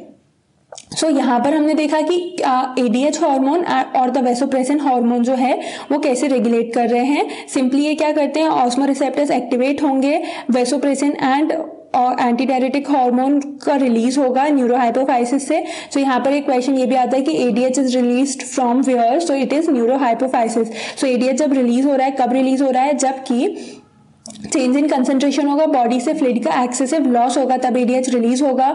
Water जो release हो रहा है उसको reabsorb करेगा from the collecting duct और from the distal part of this nephron and then उस case के बाद क्या होगा, जब सफिशिएंट बॉडी फ्लूइड हो जाता है तो ऑस्मोरिसेप्टर्स जो है वो स्विच ऑफ हो जाते हैं, ADH का जो रिलीज है वो सप्रेस हो जाएगा, ADH ब्लड वेसल्स को कॉन्स्ट्रिक्ट करने लगेगा उसके बाद, जिससे कि ब्लड प्रेशर इंक्रीज होगा, ब्लड प्रेशर इंक्रीज होगा तो ब्लड फ्लो इंक्रीज होगा and thereby glomerular filtration rate जो है वो भी इंक्रीज होगा। नाउ द सेकंड जो JGA है, जक्स्ट्रा ग्लोमेरुलर अपैरेटस, ये कैसे रेगुलेट करते हैं यहाँ पे, तो the JGA plays important role complex regulatory role। तो JGA भी बहुत इंपॉर्टेंट रोल प्ले करते हैं। Following glomerular blood flow, glomerular blood pressure or the glomerular filtration rate can activate the JG cells to release renin, which converts the angiotensinogen in blood to angiotensin 1 and further to angiotensin 2। So यहाँ पर क्या कर रहा है, जो JGA होते हैं ना, और उनको रेनिन एंजियोटेंसिन मैकेनिज्म भी बोलते हैं। ये जो रेगुलेशन हो रहा है JGA के थ्रू, इसको रेनिन एंजियोटेंसिन मैकेनिज्म भी बोलते हैं, क्योंकि यहाँ पर क्या होता है ना कि जो ब्लड फ्लो होता है ग्लोमेरुलस में और वो डिक्रीज हो गया ब्लड फ्लो, तो रेनिन रिलीज होने लगती है जक्स्ट्रा ग्लोमेरुलर सेल से। रेनिन कहाँ रिलीज हो रही है, जक्स्ट्रा ग्लोमेरुलर सेल से रिलीज होती है। तो रेनिन किस में कन्वर्ट हो जाती है, एंजियोटेंसिन में कन्वर्ट हो जाती है ब्लड में, एंड ये जो एंजियोटेंसिन 1 है ये फर्दर किस में कन्वर्ट हो जाता है, एंजियोटेंसिन 2 में। और ये जो एंजियोटेंसिन 2 होता है ना, वो बहुत पावरफुल वेसो कंस्ट्रिक्टर है। एंजियोटेंसिन है क्या, पेप्टाइड हार्मोन है जो कि वेसो कंस्ट्रिक्शन कॉज करता है, जिससे कि ब्लड प्रेशर जो है वो इंक्रीज होता है एंड ये रेनिन एंजियोटेंसिन मैकेनिज्म का पार्ट होता है। क्लियर हुआ। सो रेनिन ने क्या किया, एंजियोटेंसिन 1 में कन्वर्ट हुआ, एंजियोटेंसिन 1 को एंजियोटेंसिन 2 में कन्वर्ट किया। एंजियोटेंसिन 2 क्या करेगा, वेसो कंस्ट्रिक्टर है, इसीलिए ग्लोमेरुलर ब्लड प्रेशर को इंक्रीज करेगा and glomerular blood pressure increase होगा तो ग्लोमेरुलर फिल्ट्रेशन रेट इंक्रीज होगा। Angiotensin 2 being a powerful vasoconstrictor increases the glomerular blood pressure and thereby GFR। so यहाँ पर ये क्लियर हुआ। and angiotensin 2 also activates the adrenal cortex to release aldosterone। इसके साथ साथ एंजियोटेंसिन 2 का फंक्शन क्या है, एड्रिनल कॉर्टेक्स को एक्टिवेट करना, जिससे कि एल्डोस्टेरोन जो है वो रिलीज हो। Aldosterone causes reabsorption of sodium and water from the distal part of the tubule। Aldosterone क्या कॉज करता है, सोडियम का रीएब्जॉर्प्शन है, and water from the distal part of the tubule. So जो एल्डोस्टेरोन है वो सोडियम आयंस का जहां पर रीएब्जॉर्प्शन हो रहा है, एंड साथ साथ वाटर का भी रीएब्जॉर्प्शन होता है distal part of the tubule से। This also leads to the increase in blood pressure and GFR. इससे भी क्या होगा, ब्लड प्रेशर इंक्रीज होगा एंड जो जीएफआर रेट है दस वो इंक्रीज हो जाता है। This complex mechanism is generally known as renin angiotensin mechanism, and यही जो मैकेनिज्म है इसको क्या बोलते हैं, रेनिन एंजियोटेंसिन मैकेनिज्म बोला जाता है। An increase in blood flow to the atria of the heart can cause the release of atrial natriuretic factor। so जब ब्लड प्रेशर इंक्रीज हो, ब्लड फ्लो इंक्रीज होता है ना एट्रिया तक, तो हार्ट क्या कर सकता है, एट्रियल नेट्रियूरेटिक फैक्टर जो है वो रिलीज कर सकता है। अब ये एएनएफ क्या होता है, ANF can cause vasodilation, dilation of the blood vessel. अभी तक क्या कर रहे थे, एंजियोटेंसिन जो था वो ब्लड वेसल्स को कंस्ट्रिक्ट कर रहा था, ANF जो आता है वो क्या करेगा, ब्लड वेसल्स को डायलेट करेगा, जिससे कि ब्लड प्रेशर जो है वो डिक्रीज होता है। So ANF mechanism therefore acts as check on the renin angiotensin mechanism. So ANF mechanism क्या कर रहा है, काइंड ऑफ फीडबैक मैकेनिज्म है to the renin angiotensin mechanism, क्योंकि रेनिन एंजियोटेंसिन क्या कर रहा है, इंक्रीज कर रहा है, एंड इस केस में जब बहुत ज्यादा इंक्रीज होने लगा तो ब्लड फ्लो इंक्रीज हो गया, हार्ट को पता चला, हार्ट ने ANF रिलीज किया, एंड ANF जो है वो डायलेट कर देता है ब्लड वेसल्स को, एंड सिंपली ब्लड फ्लो जो है and blood pressure and ultimately the GFR rate ये डिक्रीज हो जाता है। क्लियर हुआ। अब यहाँ पर ना एक चीज आती है, रेनिन एंजाइम जो है हमने पढ़ी हुई है ऑलरेडी, एंड यहाँ पर भी रेनिन दिया हुआ है। सो एक क्वेश्चन है, write down the difference between renin, ये एक तो हो गई जो आप अभी यहाँ पर देख रहे हो, एंड दूसरा रेनिन कौन सा होता है, RENIN। तो अब पहले हम जो किडनी में इंपॉर्टेंट रोल प्ले कर रही है रेनिन, उसके बारे में पॉइंट्स देख लेते हैं। क्या है ये, स्पेशलाइज्ड सेल्स जो होते हैं किडनी कॉर्टेक्स के एफरेंट एट्रियोल्स में, वहां से रिलीज हो रही है। देन इसके सीक्रीशन से क्या स्टिमुलेट होता है, सोडियम आयन का जो है वो रिडक्शन होता है टिश्यू फ्लूइड में। Then it is secreted as renin and it is a hormone that act as enzyme. तो रेनिन क्या है, बेसिकली हार्मोन है जो कि एंजाइम की तरह वर्क करती है, and it is responsible for converting angiotensinogen to angiotensin, या फिर क्या बोल सकते हैं हम, एंजियोटेंसिन 1 टू एंजियोटेंसिन 2। बट ये जो रेनिन RENIN है, तो ये क्या है, पेप्टिक और जाइमोजन सेल्स जो होती हैं गैस्ट्रिक ग्लैंड की स्टमक में, वहां से सीक्रेट होती है। इसका सीक्रेशन जो है वो किससे स्टिमुलेट हो रहा है, फूड से। देन इनएक्टिव फॉर्म में रिलीज सीक्रेट होती है। देन प्रोरेनिन जो कि HCl एक्टिवेट करता है, तो प्रोरेनिन के फॉर्म से कन्वर्ट हो जाती है रेनिन में। प्रोटियोलिटिक एंजाइम है जो कि मिल्क के डाइजेशन में हेल्प करती है, क्योंकि जो मिल्क प्रोटीन है केजिन, उसको डाइजेस्ट करने में हेल्प करती है रेनिन। क्लियर हुआ। सो यहाँ पर देखा हमने क्या, रेगुलेशन ऑफ किडनी फंक्शन, की किडनी का रेगुलेशन कैसे हो रहा है, blood pressure increase and decrease जो होता है, ओनली द ANF जो है वो है ब्लड प्रेशर डिक्रीज करता है, बाकी रेनिन एंजियोटेंसिन को एक्टिवेट करता है एंजियोटेंसिन 2 तक, एंड फिर वो भी ब्लड प्रेशर को इंक्रीज करता है, and same is the ADH और the anti diuretic hormone. Clear हुआ ये दोनों पार्ट। यहाँ पर एक क्वेश्चन ये आ जाता है, explain the renin angiotensin mechanism. So rennin angiotensin mechanism में क्या आएगा कि ये जो भी पार्ट प्रोसेस हो रही है यहाँ पर, द जक्स्टाग्लोमेरुलर अपैरेटस जो रोल प्ले करते हैं in the regulation of kidney mechanism, वो आएगा किसमें, रेनिन एंजियोटेंसिन मैकेनिज्म में। एंड इसका नेम ये क्यों पड़ रहा है, बिकॉज रेनिन एंड एंजियोटेंसिन जो है वो कन्वर्ट होके इंपॉर्टेंट रोल प्ले करती हैं रेगुलेट करने में, that is why it is called as the renin angiotensin mechanism.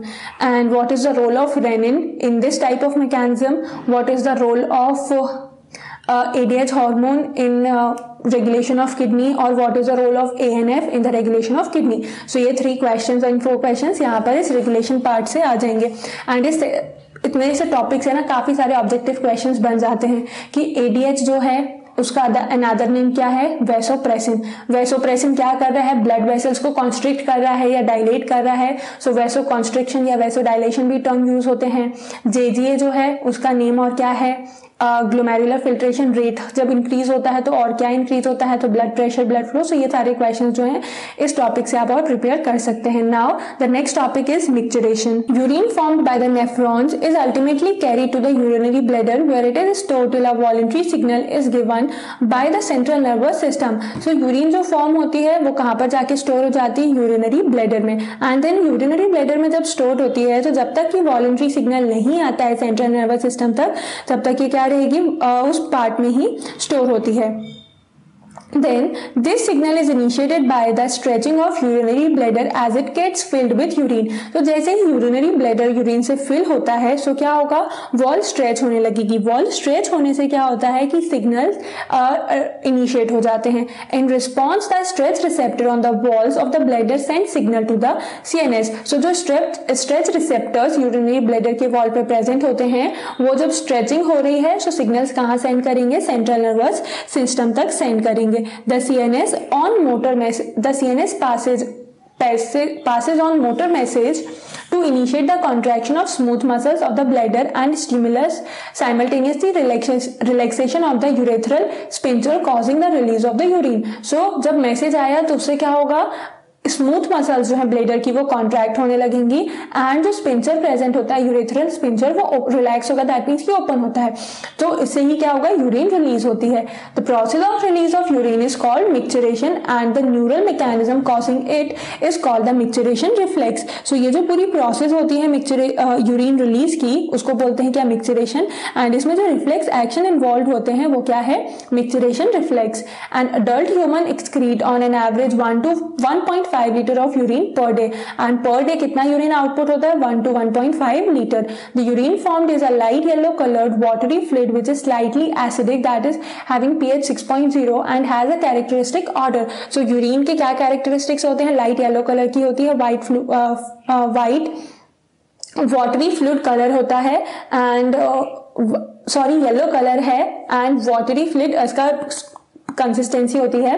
Then slightly acidic है, दैट मीन्स कि pH जो है 7 से कम होगा, 6 pH है। एंड ऑर्डर जो है कैरेक्टरिस्टिक ऑर्डर होती है because of the presence of urea. On an average 25 to 30 gram of urea is excreted out पर डे। एंड अगर देखा जाए तो 1 to 1.5 लीटर ऑफ यूरिन में 20 to 25 ग्राम ऑफ यूरिया जो है एक्सक्रीट आउट होता है। The various conditions can affect the characteristics of urine. And काफी सारी जो कंडीशंस, दैट मीन्स की बॉडी में जो चेंजेस हैं वो यूरिन के कैरेक्टरिस्टिक्स को चेंज कर सकते हैं। Analysis of urine help in clinical diagnosis of many metabolic disorders as well as malfunctioning of the kidney. So जो यूरिन का क्लिनिकल डायग्नोसिस होता है या पैथोलॉजी जो होती है ना, उसे काफी सारे मेटाबॉलिक डिसऑर्डर्स के बारे में आइडेंटिफाई किया जा सकता है, उनको डायग्नोस किया जा सकता है। एंड साथ साथ अगर किडनी प्रॉपरली वर्क नहीं कर रही है वो भी आइडेंटिफाई किया जा सकता है। For example presence of glucose and ketone bodies in the urine are indicative of diabetes mellitus. तो डायबिटीज के लिए क्या रिस्पॉन्सिबल होता है, एक्सेस शुगर। सो अगर ग्लूकोज प्रेजेंट है दैट मीन्स कि ग्लूकोज और शुगर में क्या है, एल्डिहाइड ग्रुप प्रेजेंट होता है तो उसको बोलते हैं ग्लाइकोसूरिया। एंड कीटोन बॉडीज है, दैट मीन्स कि इनके साथ फ्रुक्टोज है तो इसमें क्या होता है, कीटोन ग्रुप होता है तो वो हो जाता है कीटोन यूरिया। तो अगर एक्सेस अमाउंट में शुगर है सिंपली तो वो क्या हो गई, diabetes mellitus.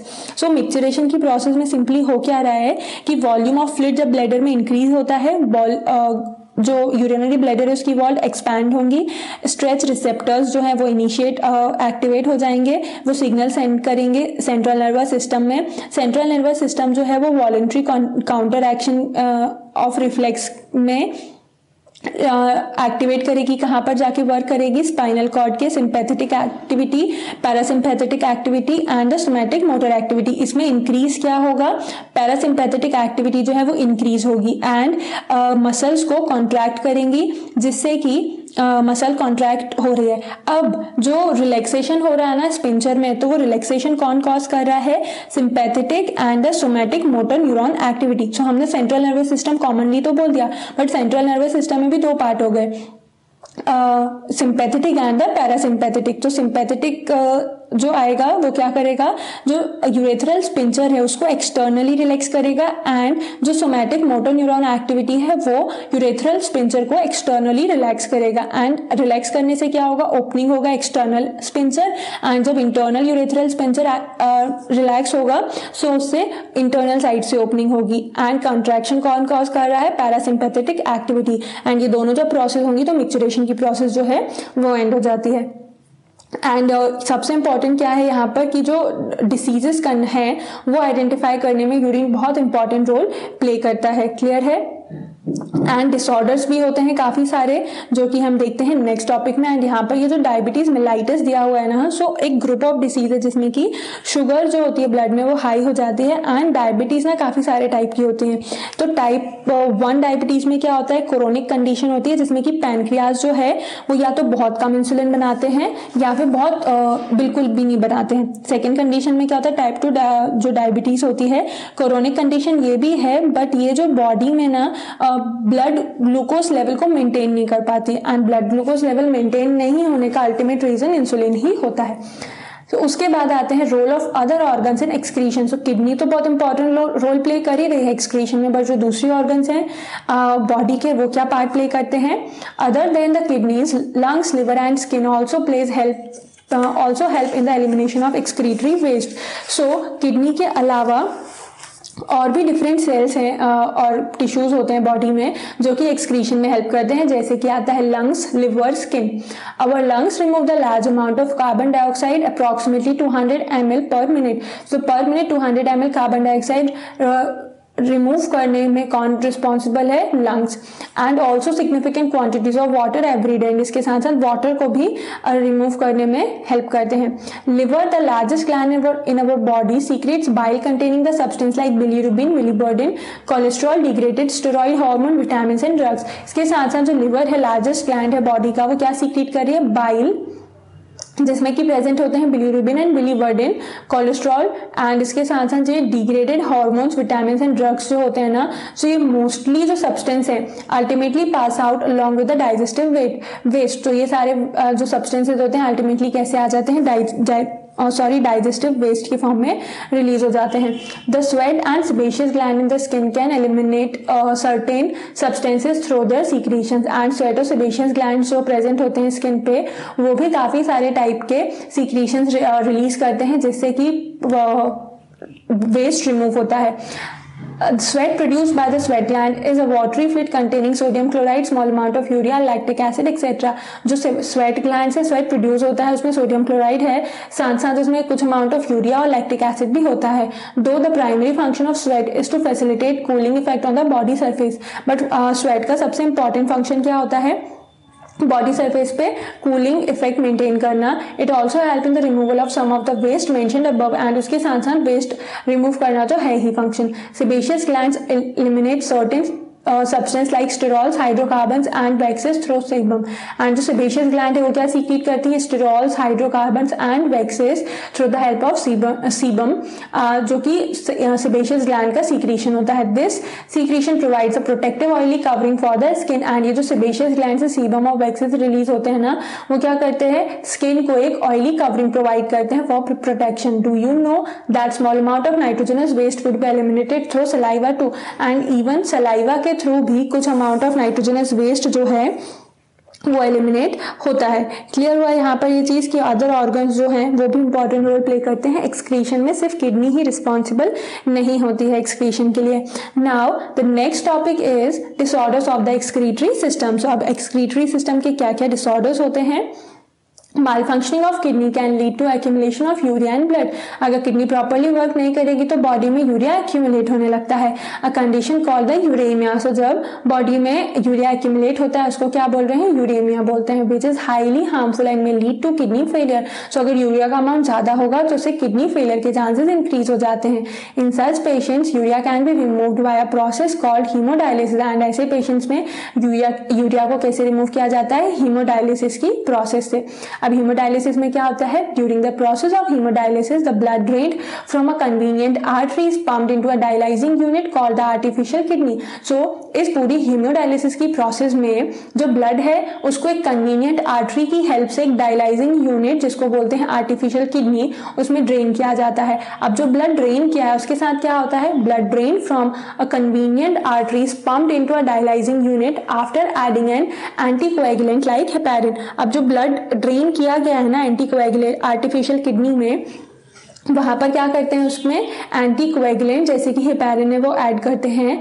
The unit contains a coiled cellophane tube surrounded by a fluid that is a dialysing fluid having the same composition as that of the plasma except the nitrogenous waste. So ये जो artificial kidney के अंदर fluid गया उसमें जो haemodialysis के लिए body से जो ब्लड ड्रेन किया था डायलाइजिंग यूनिट में, सो उसमें हेपेरिन ऐड किया। उसके बाद एक जो कॉइल्ड ट्यूब का स्ट्रक्चर होता है, सेलोफेन ट्यूब होती हैं, वहां से इस फ्लूइड को जिसमें हेपेरिन मिक्स कर दिया वो पास होता है एंड ये जो ट्यूब होती है ना उसके सराउंडिंग में होता है डायलाइजिंग फ्लूइड जिसकी कॉम्पोजिशन प्लाज्मा की सिमिलर होती है, बस उसमें जो नाइट्रोजनस वेस्ट है वो भी होते हैं। The porous cellophane membrane of the tube allows the passage of molecules based on concentration gradient. अब ये जो पोरस सेलोफेन मेम्ब्रेन होती है ना ट्यूब की, वो क्या अलाउ करती है, मॉलिक्यूल्स का पैसेज अलाउ करती है जो कि कंसंट्रेशन ग्रेडियंट पे बेस्ड होता है। As nitrogenous waste are absent in the dialyzing fluid these substances freely move out thereby clearing the blood. तो क्या होगा ना कि जो पोरस सेलोफेन मेम्ब्रेन है ट्यूब की, वो कुछ मॉलिक्यूल्स जो कि मॉलिक्यूल्स का पैसेज अलाउ करते हैं कंसंट्रेशन ग्रेडियंट पे बेस्ड होते हैं एंड जो नाइट्रोजनस वेस्ट जो रहेंगे ना वो डायलाइजिंग फ्लूइड में एब्सेंट है, क्योंकि नाइट्रोजनस वेस्ट जो है वो प्लाज्मा में प्रेजेंट है। तो अब प्लाज्मा से सेम कॉम्पोजिशन है, बस नाइट्रोजनस वेस्ट को हटाना है, तो डायलाइजिंग फ्लूइड में नाइट्रोजनस वेस्ट नहीं है, इसीलिए ये जो नाइट्रोजनस वेस्ट ब्लड में थे जो कि आर्टिफिशियल किडनी में ड्रेन किया, वो कहाँ चले जाएंगे, बाहर जो फ्लूइड है, जो ट्यूब्स के साइड में फ्लूइड है वहां पर चले जाएंगे। The cleared blood is pumped back to the body through a vein after adding anti heparin to it. Again इसमें क्या ऐड किया, एंटी हेपेरिन ऐड करेंगे एंड बॉडी में फिर ये पंप हो जाएगा। This method is a boon for thousands of uraemic patients all over the world. So ये जो डायलिसिस की प्रोसेस है, जिन भी पर्सन में, जिन भी पेशेंट्स में यूरेमिया की कंडीशन होती है, दैट मीन्स की यूरिया ज्यादा अमाउंट में हो रहा है एंड यूरिया का प्रॉपर रिमूवल नहीं हो रहा है, सो वहां पर उस केस में डायलिसिस, हीमोडायलिसिस बहुत ही इंपॉर्टेंट और टेक्निक है। Kidney transplantation is the ultimately method in the correction of acute failures, renal failure or the kidney failure, and kidney transplantation बहुत common है renal failure या फिर kidney failure के cases में। A functioning kidney is used in transplantation from a donor, and इस case में क्या होता है कि जो डोनर होता है उसकी functional kidney, जो functioning kidney होती है वो एक्सेप्टर को उसमें ट्रांसप्लांट कर दी जाती है पेशेंट में, preferably a close relative to minimise its chances of rejection by the immune system of the host. So ये ट्रांसप्लांटेशन ऐसा इजी नहीं होता है कि किसी भी पर्सन की अगर सिर्फ ब्लड ग्रुप मैच कर रहा है और उस पर्सन की किडनी जो है हमने ट्रांसप्लांट कर दी, बट इसके साथ साथ क्या देखना होता है कि इम्यून सिस्टम भी उस पूरा जो ट्रांसप्लांटेशन है उसको सपोर्ट करे। तो इसीलिए क्लोज रिलेटिव्स जो होते हैं जनरली उनकी ही किडनी ट्रांसप्लांट की जाती है, और इनकेस अगर कोई दूसरा टाइप है किडनी तो उसके लिए क्या होता है, सारे टेस्ट पहले किए जाते हैं देन ट्रांसप्लांटेशन होता है। Modern clinical procedure has increase the success rate of such a complicated technique. And जो मॉडर्न टाइम पे एंड प्रेजेंट टाइम पे क्लिनिकल प्रोसीजर्स होते हैं ना, उसकी हेल्प से ही ये जो रीनल फेलियर्स में ट्रांसप्लांटेशन होता है उसके सक्सेस रेट इंक्रीज हो चुके हैं। रीनल कैल्कुलाई में क्या होता है, स्टोन्स और insoluble mass of crystallised salt that is oxalates formed with in the kidney. सो कैल्कुलाई में क्या हो रहा है कि स्टोन या फिर इंसॉल्युबल मास का फॉर्मेशन हो जाता है किडनी में। सो उस कंडीशन में भी क्या होता है, पेन होता है एंड जो हम जनरली बोलते हैं ना स्टोन हो गई किडनी में, तो वहां पर ये है कि क्रिस्टलाइज्ड सॉल्ट जो होते हैं वो डिपॉजिट हो जाते हैं। देन उसके बाद आता है ग्लोमेरुलो नेफ्राइटिस। तो ग्लोमेरुलस जो है उसमें अगर इन्फ्लेमेशन होता है, पेन होता है या फिर किसी भी टाइप से डिफ्यूजन की प्रोसेस में डिस्टर्बेंस अगर हो रहा है, इन्फ्लेमेशन है ग्लोमेरुलस में, सो वो हो जाता है ग्लोमेरुलो नेफ्राइटिस। क्लियर हुआ यहाँ पर। सो ये जो चैप्टर है excretory product and their elimination, ये यहाँ पर एंड होता है, जिसमें हमने किडनी के बारे में देखा कि किडनी में क्या पार्ट्स होते हैं, ह्यूमन एक्सक्रीटरी सिस्टम के पार्ट्स क्या हैं, देन एक्सक्रीशन की जो प्रोसेस हो रही है, बॉडी से वेस्ट एलिमिनेशन की जो प्रोसेस होती है वो भी यहाँ पर हमने डिटेल में देखी। Now let's have a quick look towards the summary of this chapter. So ये chapter the excretory product and their elimination है। सो लिविंग ऑर्गेनिज्म जितने भी हैं सभी बॉडी से वेस्ट को एलिमिनेट करते हैं, एक्सक्रीट करते हैं।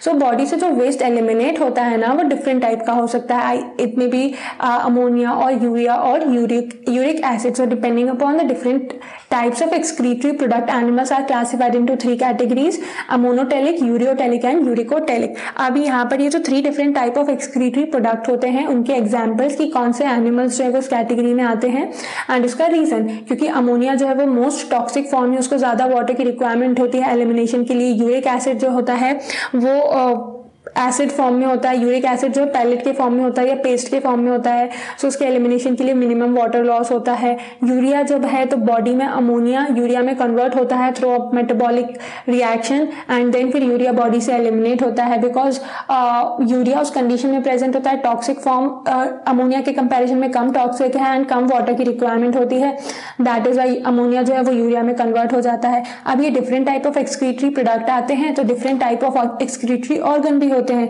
तो यहाँ पर हमने देखा कि कैसे different type of excretory organ है। प्लेटिहेल्मिन्थेस में प्रोटोनेफ्रिडिया है जिसको फ्लेम सेल या सोलेनोसाइट भी बोलते हैं।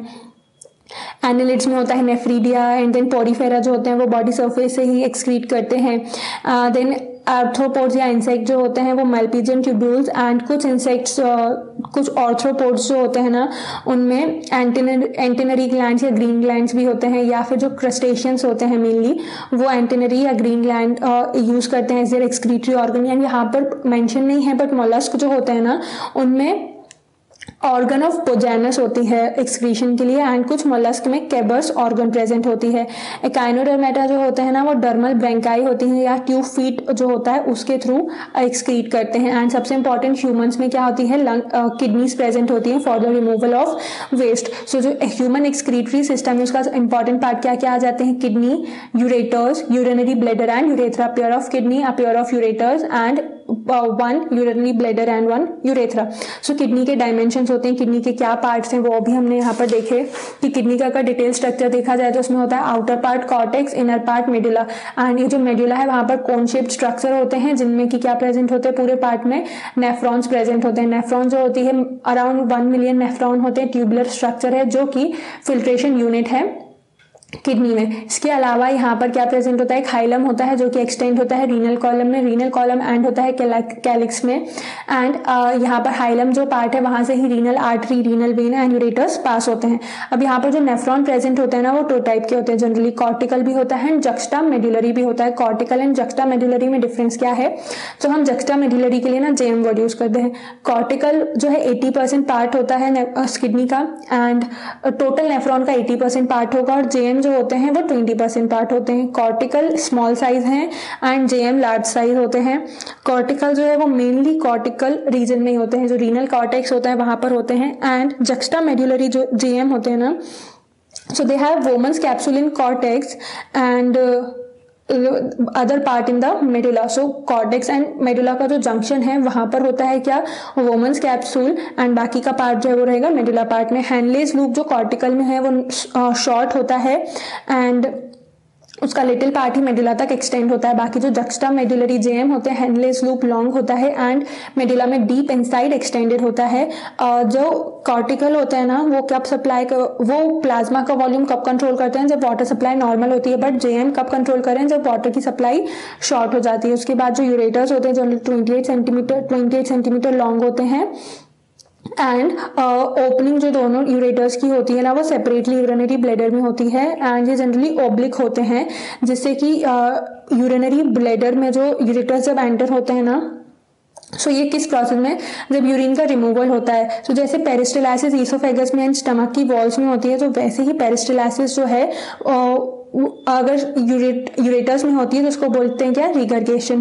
क्लियर। देन उसके बाद जो यूरिनरी ब्लैडर एंड यूरेथ्रा होते हैं, सो पियर शेप्ड ऑर्गन होती है, स्मूथ एंड इनवॉलेंट्री मसल्स होते हैं यहाँ पर। एंड जो मसल्स यूरिनरी ब्लैडर की हैं उसको डी ट्रूसर मसल भी बोलते हैं, that is DTRUSOR, D Tarsar muscle या डी ट्रूसर मसल्स भी बोलते हैं। एंड इसका मतलब क्या हुआ, muscles that has the action of expelling a substance, क्योंकि ये सब्सटेंस को बाहर कर रहा है, that is the specific name. And जो लोअर पार्ट होता है नेक का ब्लैडर के, तो that leads into the urethra.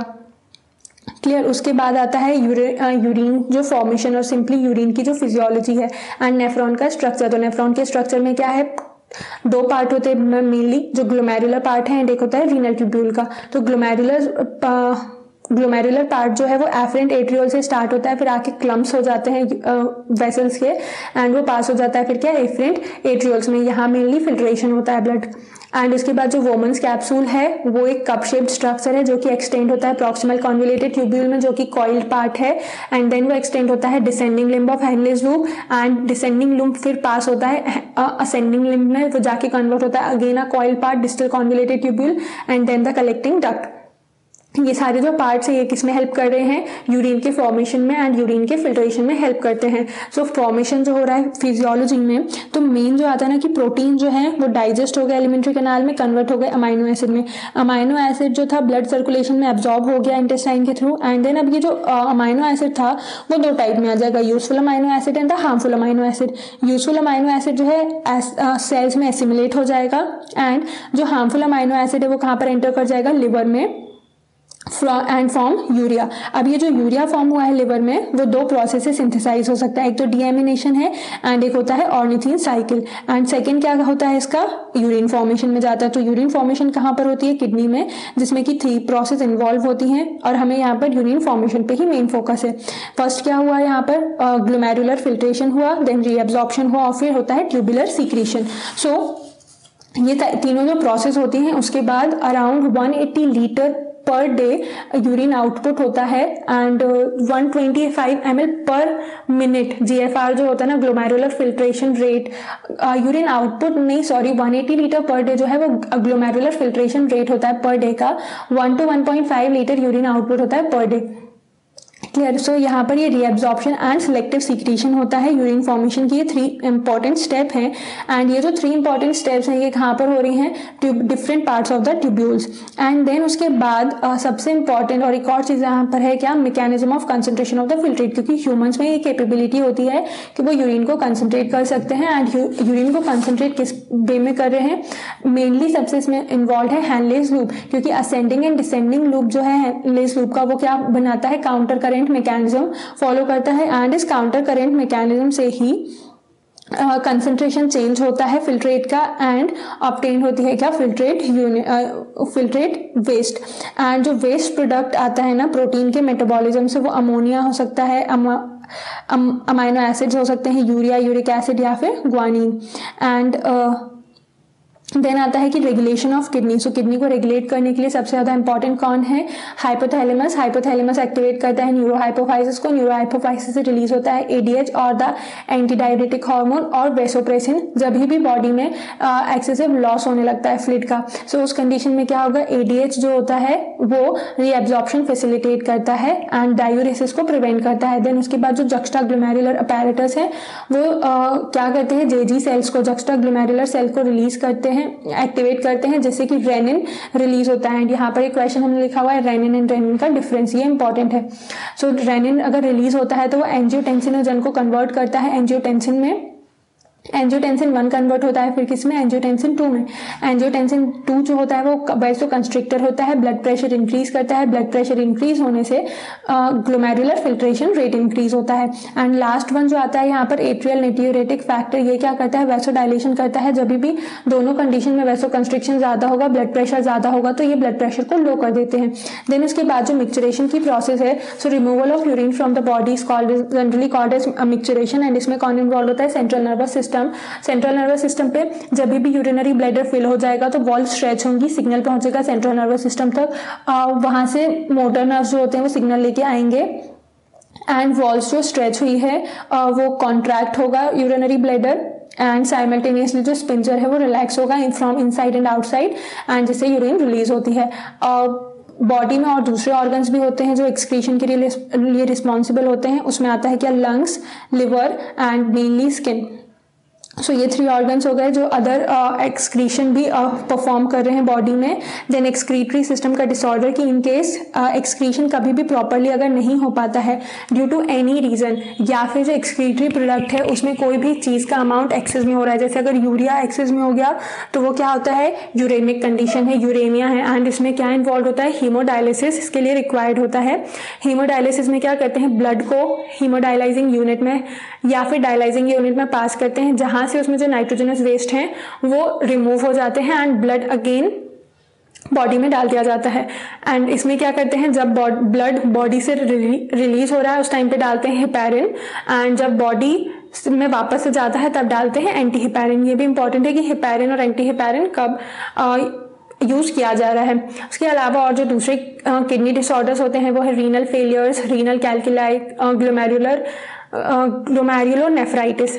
ठीक है, सो ये होता है समरी, एंड यहाँ पर हमने कुछ और इंपॉर्टेंट क्वेश्चंस डिस्कस किए। अब हम जल्दी से चैप्टर के क्वेश्चन आंसर्स को डिस्कस कर लेते हैं, बिकॉज हमने चैप्टर ऑलरेडी इतना डिटेल में पढ़ा हुआ है। सो आंसर का अगर हम ब्रीफ एक्सप्लेनेशन भी आप लोगों को लिखने के लिए सफिशिएंट होगा। So now let's see the first question. Define glomerular filtration rate. Glomerular filtration rate क्या हो गया, जो अमाउंट ऑफ फिल्ट्रेट फॉर्म हो रहा है किडनी से हर एक मिनट में, जो दोनों किडनी है ना, दैट मीन्स कि उनमें जितने भी नेफ्रॉन है सभी से जो अमाउंट ऑफ फिल्ट्रेट फॉर्म होता है हर एक मिनट में, that is called the glomerular filtration rate. And ये कितना होता है, अप्रॉक्स 125 ml पर मिनट। सो 125 ml पर मिनट होता है GFR, एंड GFR है, इसमें मेनली क्या होता है, वाटर होता है, कुछ और कंस्टिट्यूएंट जैसे कि amino acid, glucose, potassium, sodium, urea, uric acid, ketone bodies, this all are present in this GFR, glomerular filtrate. Then second question आता है, explain the auto regulatory mechanism of GFR। GFR को regulate करने की auto regulatory mechanism क्या है। तो kidney जो होती है ना वो रेगुलेट करती हैं इस GFR को, एंड कैसे रेगुलेट करें, थ्रू ऑटो रेगुलेटरी मैकेनिज्म। इसमें इन्वॉल्व कौन होता है, जक्स्टा ग्लोमेरुलर अपैरेटस, जो कि एक माइक्रोस्कोपिक स्ट्रक्चर है, डिस्टल कॉन्वोल्यूटेड ट्यूब्यूल, एंड जो वस्कुलर पोल होती है ना रीनल कैप्सल्स की, सेम ही नेफ्रॉन में, तो एक ही नेफ्रॉन में जो renal capsules and distal convoluted tubules में प्रेजेंट होता है ये जक्स्टा ग्लोमेरुलर अपैरेटस, एंड ये रेगुलेट क्या करता है, GFR and renal blood flow. अब जब भी ग्लोमेरुलर फिल्ट्रेशन रेट जो है वो डिक्लाइन होगा तो JG सेल्स क्या होते हैं, एक्टिवेट हो जाती हैं एंड रेनिन रिलीज करती हैं। रेनिन जब रिलीज होता है तो वो क्या करेगा, अल्टीमेटली एंजियोटेंसिनोजन को एंजियोटेंसिन 1 में देन एंजियोटेंसिन 2 में कन्वर्ट करेगा, जिससे कि ब्लड फ्लो इंक्रीज होगा and thereby the GFR increase होगा। एंड ये क्या कर रहा है, ग्लोमेरुलर ब्लड फ्लो को कॉजिंग जो रेनिन रिलीज है तो वो क्या करिए, ग्लोमेरुलर ब्लड फ्लो को ट्रिगर करती है, जिससे जो GFR है वो नॉर्मल आ जाता है। एंड रेनिन कॉज करती है क्या, GFR to revert to normalcy by activating the renin angiotensin mechanism. तो इसको आप किसी भी वे में लिख सकते हो कि जो रेनिन है वो रिलीज हो रही है तो it is converting following enzymes and factors into angiotensin 2, and then angiotensin 2 जो है वो वैसोकंस्ट्रिक्टर है, जिससे कि ब्लड फ्लो इंक्रीज होगा, ब्लड फ्लो इंक्रीज होने की वजह से GFR इंक्रीज होगा, एंड जो एंजियोटेंसिन मैकेनिज्म है, रेनिन एंजियोटेंसिन मैकेनिज्म है, वो इस पूरी प्रोसेस को फिर रेगुलेट करेगी। क्लियर हुआ ये क्वेश्चन। देन थर्ड वन है, indicate whether the following statement are true और फॉल्स। तो ट्रू और फॉल्स बताने हमें। फर्स्ट वन है, micturition is carried out by reflex. So it is true कि मिक्सचरेशन कैसे हो रहा है, इट इज बाय रिफ्लेक्स, क्योंकि जब यूरिनरी ब्लैडर फिल होगा तो उस टाइम पे ही CNS जो है वो सिग्नल सेंड करेगा एंड रिलैक्सेशन होगा, स्पिंचर का कॉन्ट्रैक्शन होगा यूरिनरी ब्लैडर का। So it is a kind of reflex. Then second one is ADH helps in water elimination making the urine hypotonic. ADH से क्या हो रहा है, वाटर जो है वो एलिमिनेट होता है, एंड वाटर एलिमिनेट होने से यूरिन क्या है, हाइपोटोनिक बन जाती है। सो ये दोनों ही स्टेटमेंट गलत हो जाते हैं, क्योंकि ADH जब क्या कर रहा है, वाटर का एब्जॉर्प्शन कर रहा है। वाटर एब्जॉर्ब होने की वजह से यूरिन जो है वो हाइपोटोनिक होती है। सो एलिमिनेशन की प्लेस पे यहाँ पर क्या होना चाहिए था, एब्जॉर्प्शन, तब ये स्टेटमेंट करेक्ट होती। तो अभी क्या हो रही है, ये false. Then third one is protein free fluid is filtered from blood plasma into the woman's capsule। तो प्रोटीन फ्री फ्लूइड जो होता है वो वुमेन्स कैप्सूल में फिल्टर होता है। सो टू ये हो गया। Fourth one is Henle's loop play an important role in concentrating the urine. So it is also true कि कंसंट्रेशन कहाँ पर हो रहा है, हैंडलेस लूप में ही हो रहा है। Then last one is glucose is actively reabsorbed in the proximal convoluted tubule. Glucose जो होता है वो प्रॉक्सिमल कॉन्वोल्यूटेड ट्यूब्यूल में एक्टिवली रीअब्सॉर्ब्ड होता है। So it is true. Now the next question is give a brief account on counter current mechanism. Counter current mechanism कहाँ पर हो रही है, mainly Henle's loop and vasa recta में इसके लिए रिस्पॉन्सिबल होते हैं। जो चीफ अडेप्टेशन होता है कंजर्वेशन ऑफ वाटर के लिए वो काउंटर करेंट मैकेनिज्म के थ्रू होता है and that is function inside the kidney. And kidney में जो नेफ्रॉन है, नेफ्रॉन का जो पार्ट है हैंडलेस लूप जो कि यू शेप्ड है। तो जब ब्लड यहाँ से फ्लो होता है ना टू ब्रांचेस से, तो वो ऑपोजिट डायरेक्शन में होता है। दैट इज वाई ये काउंटर करेंट जो है वो डेवलप होता है। एंड सेम वासा रेक्टा में है एफरेंट एट्रियोल्स एंड जो कि फॉर्म करते हैं capillary network around the tubules in the renal medulla and ये ट्रैक करते हैं parallel to the Henle's loop. And जो वासा रेक्टा है वो भी यू शेप्ड है, तो यहाँ से जो ब्लड फ्लो है वो भी दो डायरेक्शन में फ्लो होता है। तो जो ब्लड एंटर करता है ना रीनल मेडुला में in the descending limb that comes in close proximity with the outgoing blood in the ascending limb। तो इससे क्या हो रहा है, जब NaCl ascending limb of Henle's loop से रिलीज होता है वो जाके एब्जॉर्ब होता है to the descending limb of vasa recta, osmolarity में चेंज आता है जिससे कि ये कंसंट्रेशन ग्रेडियंट डेवलप होता है। इन दिस टर्न जो इजी मूवमेंट होती है वाटर की from collecting tubules and ultimately the urine get concentrated. And we have already discuss this particular topic in the chapter section. So आपको ये answer detail में लिखना है एंड साथ साथ यहाँ पर ना बहुत ही नीट एंड क्लीन डायग्राम बनाना है काउंटर करेंट मैकेनिज्म शो करते हो वासा रेक्टा का एंड हैंडलेस लूप का। Now coming on to the fifth question, describe the role of liver, lungs and skin in excretion. So liver क्या कर रहा है, liver chief site होता है अनएक्टिवेटेड प्रोडक्ट्स का जो कि है steroid hormones, cholesterol, drugs and vitamin. उसके अलावा डेड एरिथ्रोसाइट्स होती हैं जिनमें कि हीमोग्लोबिन होता है एंड उसके अलावा जो हीमोग्लोबिन है वो डिसइंटीग्रेट हो जाता है बाइल पिगमेंट्स में, बिलीरुबिन एंड बिलीवर्डिन में, जो कि वेस्ट की तरह ट्रीट होते हैं। एंड बाइल क्या कैरी करता है, सब्सटेंसेस को इंटेस्टाइन तक लेके जाता है which along with water are eliminated. Then उसके बाद आते हैं लंग्स। तो लंग्स में क्या कर रहा है, कार्बन डाइऑक्साइड जो एक्सपेल्ड आउट होती है that is a waste and it is through the lungs. Water जो वाटर वेपर के फॉर्म में अगर एलिमिनेट हो रहा है तो वो भी लंग्स के थ्रू होता है। एंड लॉस ऑफ वाटर से क्या होता है, there is increase in the colder conditions and it declines humidity और hot conditions and during this process of expiration several volatile material are rejected. Also carbon dioxide के साथ volatile material भी oxidise expiration की process के through एक्सेल हो जाते हैं। एंड देन स्किन जो है वो रिस्पॉन्सिबल होती है थर्मोरेगुलेशन के लिए और कूलिंग के लिए। तो स्किन से में क्या होता है, स्वेट एंड सेबेशियस ग्लैंड होते हैं। तो स्वेट ग्लैंड क्या सीक्रेट करता है, स्वेट जो कि जिसमें नाइट्रोजनस वेस्ट होते हैं। एंड स्वेट जब एक्सक्रीट होता है ना तो उससे बॉडी जो है वो कूल बनी रहती है। स्वेट में यूरिया के अलावा sodium chloride and lactic acids भी होते हैं। एंड सेबेशियस ग्लैंड जो होते हैं वो hydrocarbon, sterols and waxes secrete करते हैं एंड बॉडी पे एक ऑयली कवरिंग बनाने में हेल्प कर रहे हैं। क्लियर हुआ। सो यहाँ पर ये तीनों ऑर्गन का एक्सक्रीशन में रोल देखा हमने। सिक्स्थ क्वेश्चन है एक्सप्लेन मिक्सचरेशन। मिक्सचरेशन का मतलब क्या हो गया, micturition is a process of removal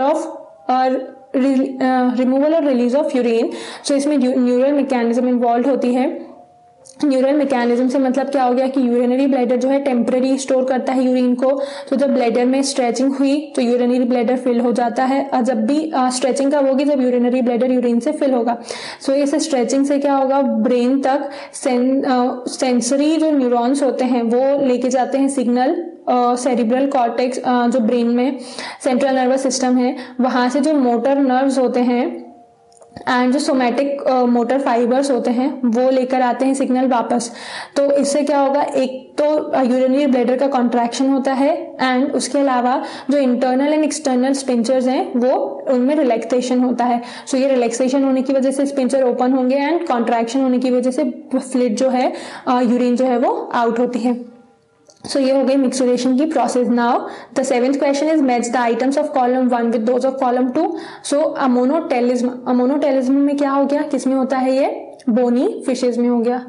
then वोमन्स capsule कहाँ पर पार्ट है, Bowman's capsule and renal tubule.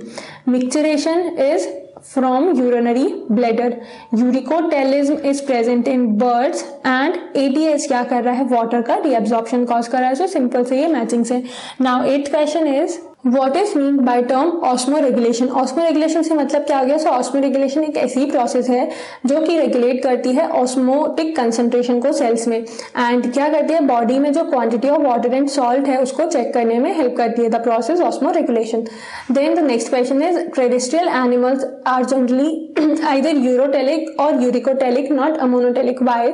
So ammonia जो होता है वो टॉक्सिक फॉर्म होता है नाइट्रोजनस वेस्ट का. सो टॉक्सिसिटी का रिड्यूस करने के लिए, सो अमोनिया की टॉक्सिसिटी को रिड्यूस करने के लिए बॉडी में जो लार्ज अमाउंट ऑफ वाटर है वो नेसेसरी होता है. सो ये जो अमोनिया है उसको डाइल्यूट करना होता है. तो जो टेरेस्ट्रियल एनिमल की बॉडीज होती हैं उनको इतना adequate quantity of water required होगा. ठीक है. अब एक्वाटिक कंडीशन में तो क्या है, सफिशिएंट अमाउंट ऑफ वाटर मिल जाएगा, बट टेरेस्ट्रियल में इतना ज्यादा अमाउंट ऑफ वाटर मिलना तो पॉसिबल नहीं है. इसीलिए जो बॉडी होती है टेरेस्ट्रियल एनिमल की वो एक्सेस अमोनिया को स्टोर कर लेती है, एंड अगर बहुत ज्यादा अमाउंट में ये स्टोर हो गया तो वो भी पॉइजनस हो जाएगा. इसीलिए अमोनिया जो है वो कन्वर्ट हो जाता है less toxic form uric acid में एंड यूरिया में. एंड इसीलिए जो टेरेस्ट्रियल एनिमल्स हैं वो जनरली यूरिकोटेलिक या फिर यूरियोटेलिक होते हैं. टेरेस्ट्रियल में जैसे रेप्टाइल्स हैं वो यूरिकोटेलिक हो जाते हैं, एंड जो मैमल्स हैं वो यूरियोटेलिक होते हैं. एंड क्या हुआ, अब यहाँ पे बॉडी में अमोनिया तो है ही, बट वो बॉडी से एलिमिनेट करने के लिए उसमें ज्यादा अमाउंट ऑफ वाटर की रिक्वायरमेंट होती है. दैट इज वाई वो अमोनिया जो एक्सेस में वो कन्वर्ट हो जाती है by the ornithine cycle into urea and uric acid. Clear हुआ ये क्वेश्चन, सिंपल है काफी. देन 10th आता है what is the significance of juxtaglomerular apparatus in kidney function. So ये भी हम काफी ज्यादा डिस्कस कर चुके हैं कि ये जो JGA that is apparatus kidney में प्रेजेंट, इसका क्या सिग्निफिकेंस है. तो जो JGA अपैरेटस है वो स्पेशलाइज्ड सेंसिटिव रीजन होता है जो कि सेल्यूलर मॉडिफिकेशन से फॉर्म होता है इन डिस्टल कॉन्वोल्यूटेड ट्यूब्यूल में and the efferent arterioles at the location of their contact. Significance का क्या हो गया इसका, रेनिन एंजियोटेंसिन एल्डोस्टेरोन सिस्टम में हेल्प करता है. देन उसके बाद जो ग्लोमेरुलर फिल्ट्रेशन रेट जब डिक्रीज होता है, तो JGA अपैरेटस स्टिमुलेट करता है क्या, रेनिन का सीक्रेशन, जिससे कि GFR जो है वो नॉर्मल आ जाता है. देन जो रेनिन कन्वर्ट कर रहा है ना प्रोटीन को पेप्टाइड में, that means angiotensinogen to angiotensin, उसके लिए भी रिस्पॉन्सिबल कौन है, JGA अपैरेटस. देन एंजियोटेंसिन जो होती है ना हार्मोन है, वो क्या कर रही है, GFR को एलिवेट कर रही है, एंड ब्लड का जो फ्लो हो रहा है उसको भी नॉर्मल कर रही है. तो उसमें भी कौन रिस्पॉन्सिबल होता है, JGA. एंड जो ब्लड का वॉल्यूम होता है एंड ब्लड प्रेशर होता है वो इंक्रीज हो रहा है, hypertonic urine and urine volume decrease हो रहा है, तो वो कैसे पॉसिबल है, through this JGA apparatus. So clear है, यहाँ पर काफी सारे सिग्निफिकेंस के पॉइंट आ जाते हैं. Now the next question is name the following. First one is a chordate animal having flame cells as excretory structure. So flame cells किस में होती हैं, एम्फिऑक्सियस. जो एक कॉर्डेड बताना है ना हमें यहाँ पर, अगर नॉन कॉर्डेड बोलना होता तो क्या बोलते थे हम, प्लेटिहेल्मिन्थीज, बट बताना क्या है यहाँ पर, chordate. So answer will be amphioxus, जो कि flame cells and protonephridia as excretory organ में प्रेजेंट होती हैं. देन B हो गया क्या, cortical portion projecting between the medullary pyramid in the animal human kidney. So human kidney में जो कॉर्टिकल पोर्शंस होते हैं जो कि मेडुलरी पिरामिड्स के बीच में आते हैं उनको क्या बोलते हैं, column of Bertini, BERTINI, columns of Bertini. तो मेडुला दो पार्ट में डिवाइड है, कॉर्टिकल एंड द मेडुला दो पार्ट में डिवाइड है. मेडुला जो है वो सेवरल मेडुलरी पिरामिड्स में डिवाइड है, एंड ये जो पिरामिड्स होते हैं वो कहाँ पर एंड होते हैं, कैलाइसिस में. एंड जो कॉर्टेक्स है वो एंड होता है कहाँ पर, मेडुलरी पिरामिड्स के बीच में, जिनको बोलते हैं column of Bertini. And third one is a loop of capillary running parallel to the Henle's loop. तो इसको बोलते हैं क्या, वासा रेक्टा, जो कि काउंटर करेंट मैकेनिज्म में हेल्प करते हैं. देन लास्ट वन है यहाँ पर फिल इन द ब्लैंक्स. तो फिल इन द ब्लैंक्स में फर्स्ट है ascending loop of limb of Henle's loop is blank to water, whereas the descending limb is blank to it. So ascending limb क्या होता है, impermeable, ascending limb हो गया impermeable, and जो descending limb होता है वो परमिएबल है। तो परमिएबल होने की वजह से डिसेंडिंग लूप के एंड पे क्या होता है, यूरिन कंसंट्रेटेड हो जाती है, एंड असेंडिंग लिम्ब जो होता है वो इम्परमिएबल है वाटर के लिए, इसीलिए यहाँ पर क्या होती है वो अगेन डाइल्यूट हो जाती है, क्योंकि वाटर जो प्रेजेंट है वहाँ से सॉल्ट पास होते जाते हैं लूप से बाहर, एंड जो यूरिन है वो फिर से डाइल्यूट हो जाती है। सेकेंड है यहाँ पर reabsorption of water from distal part of the tubules is facilitated by hormone. So जो रीअब्जॉर्प्शन हो रहा है वो किसके थ्रू हो रहा है, ADH, या फिर इसको और क्या बोलते हैं, vasopressin. Third is dialysis fluid contains all the constituent as in plasma except nitrogenous waste. So nitrogenous waste क्यों नहीं है इसमें, क्योंकि कंसंट्रेशन ग्रेडियंट डेवलप होगा, एंड कंसंट्रेशन ग्रेडियंट डेवलप होने की वजह से ही जो ब्लड में नाइट्रोजनस वेस्ट है वो इस डायलाइजिंग फ्लूइड में आते हैं जब वो स्क्वाइल्ड ट्यूब से पास होते हैं तो। And last one is a healthy adult human excretes blank on an average 25 to 30 gram of urea पर डे, एंड यूरिन आउटपुट कितना है 1 to 1.5 लीटर पर डे, उसमें यूरिया आउटपुट कितना आ जाता है 25 to 30 gram of urea per day. Clear हुआ। सो यहाँ पर ये जो चैप्टर है excretory product and elimination and their elimination and होता है। इस चैप्टर में हमने क्या देख लिया कि कैसे ह्यूमन बॉडी में वेस्ट प्रोडक्ट्स एलिमिनेट हो रहे हैं। सो ह्यूमन फिजियोलॉजी स्टार्ट कहाँ से हुई, डाइजेशन से, फूड डाइजेस्ट हुआ, रेस्पिरेशन में उससे एनर्जी यूटिलाइज की, अब एनर्जी जो यूटिलाइज की रेस्पिरेशन की प्रोसेस में वो डिफरेंट पार्ट तक ट्रांसपोर्ट कैसे हो रही है, ब्लड की हेल्प से, तो जो आ जाता है सर्कुलेटरी सिस्टम में। अब जितना यूजफुल फॉर्म है वो एब्जॉर्ब हो गया सेल के थ्रू, बट एक्स्ट्रा कुछ फॉर्म है वो एक्यूमुलेट होता जाता है, वेस्ट प्रोडक्ट जो है, क्योंकि कहीं भी अगर कोई प्रोसेस चल रही होती है ना वहाँ वेस्ट तो जनरेट होगा ही। सो वो वेस्ट जनरेट होगा, बॉडी में एक्यूमुलेट हो जाएगा, तो वो हार्मफुल है, इसलिए क्या इंपॉर्टेंट है, एक्सक्रीशन है। सो ह्यूमन फिजियोलॉजी देखो ऐसे सीक्वेंस बाय सीक्वेंस चल रही है। ये जो चैप्टर है आई होप आपको समझ आया होगा जैसे कि earlier chapters, and in case अगर कोई डाउट होता है तो आप कमेंट सेक्शन में अपने डाउट्स पूछ सकते हो, क्योंकि डाउट्स क्लियर करना बहुत इंपॉर्टेंट है। अगर यहाँ पर अब कंफ्यूजन रहेगी इस पार्ट में सो आपको फर्दर बहुत प्रॉब्लम्स आएगा 11th क्लास में भी as well as in the NEET, क्योंकि वहाँ पर क्या है ऑब्जेक्टिव क्वेश्चंस जो आते हैं ना वो इन्हीं लाइन से, इवन जो समरी पार्ट है ना उसमें से भी कहाँ से क्वेश्चन आ जाएगा यू डोंट नो। सो इसलिए हमने क्या किया, चैप्टर को थॉरोली रीड तो कर लिया है, आपको पूरा एक्सप्लेन किया है। अब जितना भी एक्सप्लेनेशन है ये आपकी रिस्पॉन्सिबिलिटी, आपको प्रॉपरली पढ़ना है, डाउट्स एंड कंसेप्ट क्लियर करने के लिए अपने क्वेश्चन जो है कमेंट सेक्शन में पूछना है, एंड प्रॉपरली इसको पढ़ो। फिर हम मिलते हैं नेक्स्ट टॉपिक में जो ह्यूमन फिजियोलॉजी का नेक्स्ट चैप्टर है, chapter number 20। Till then study well and thank you.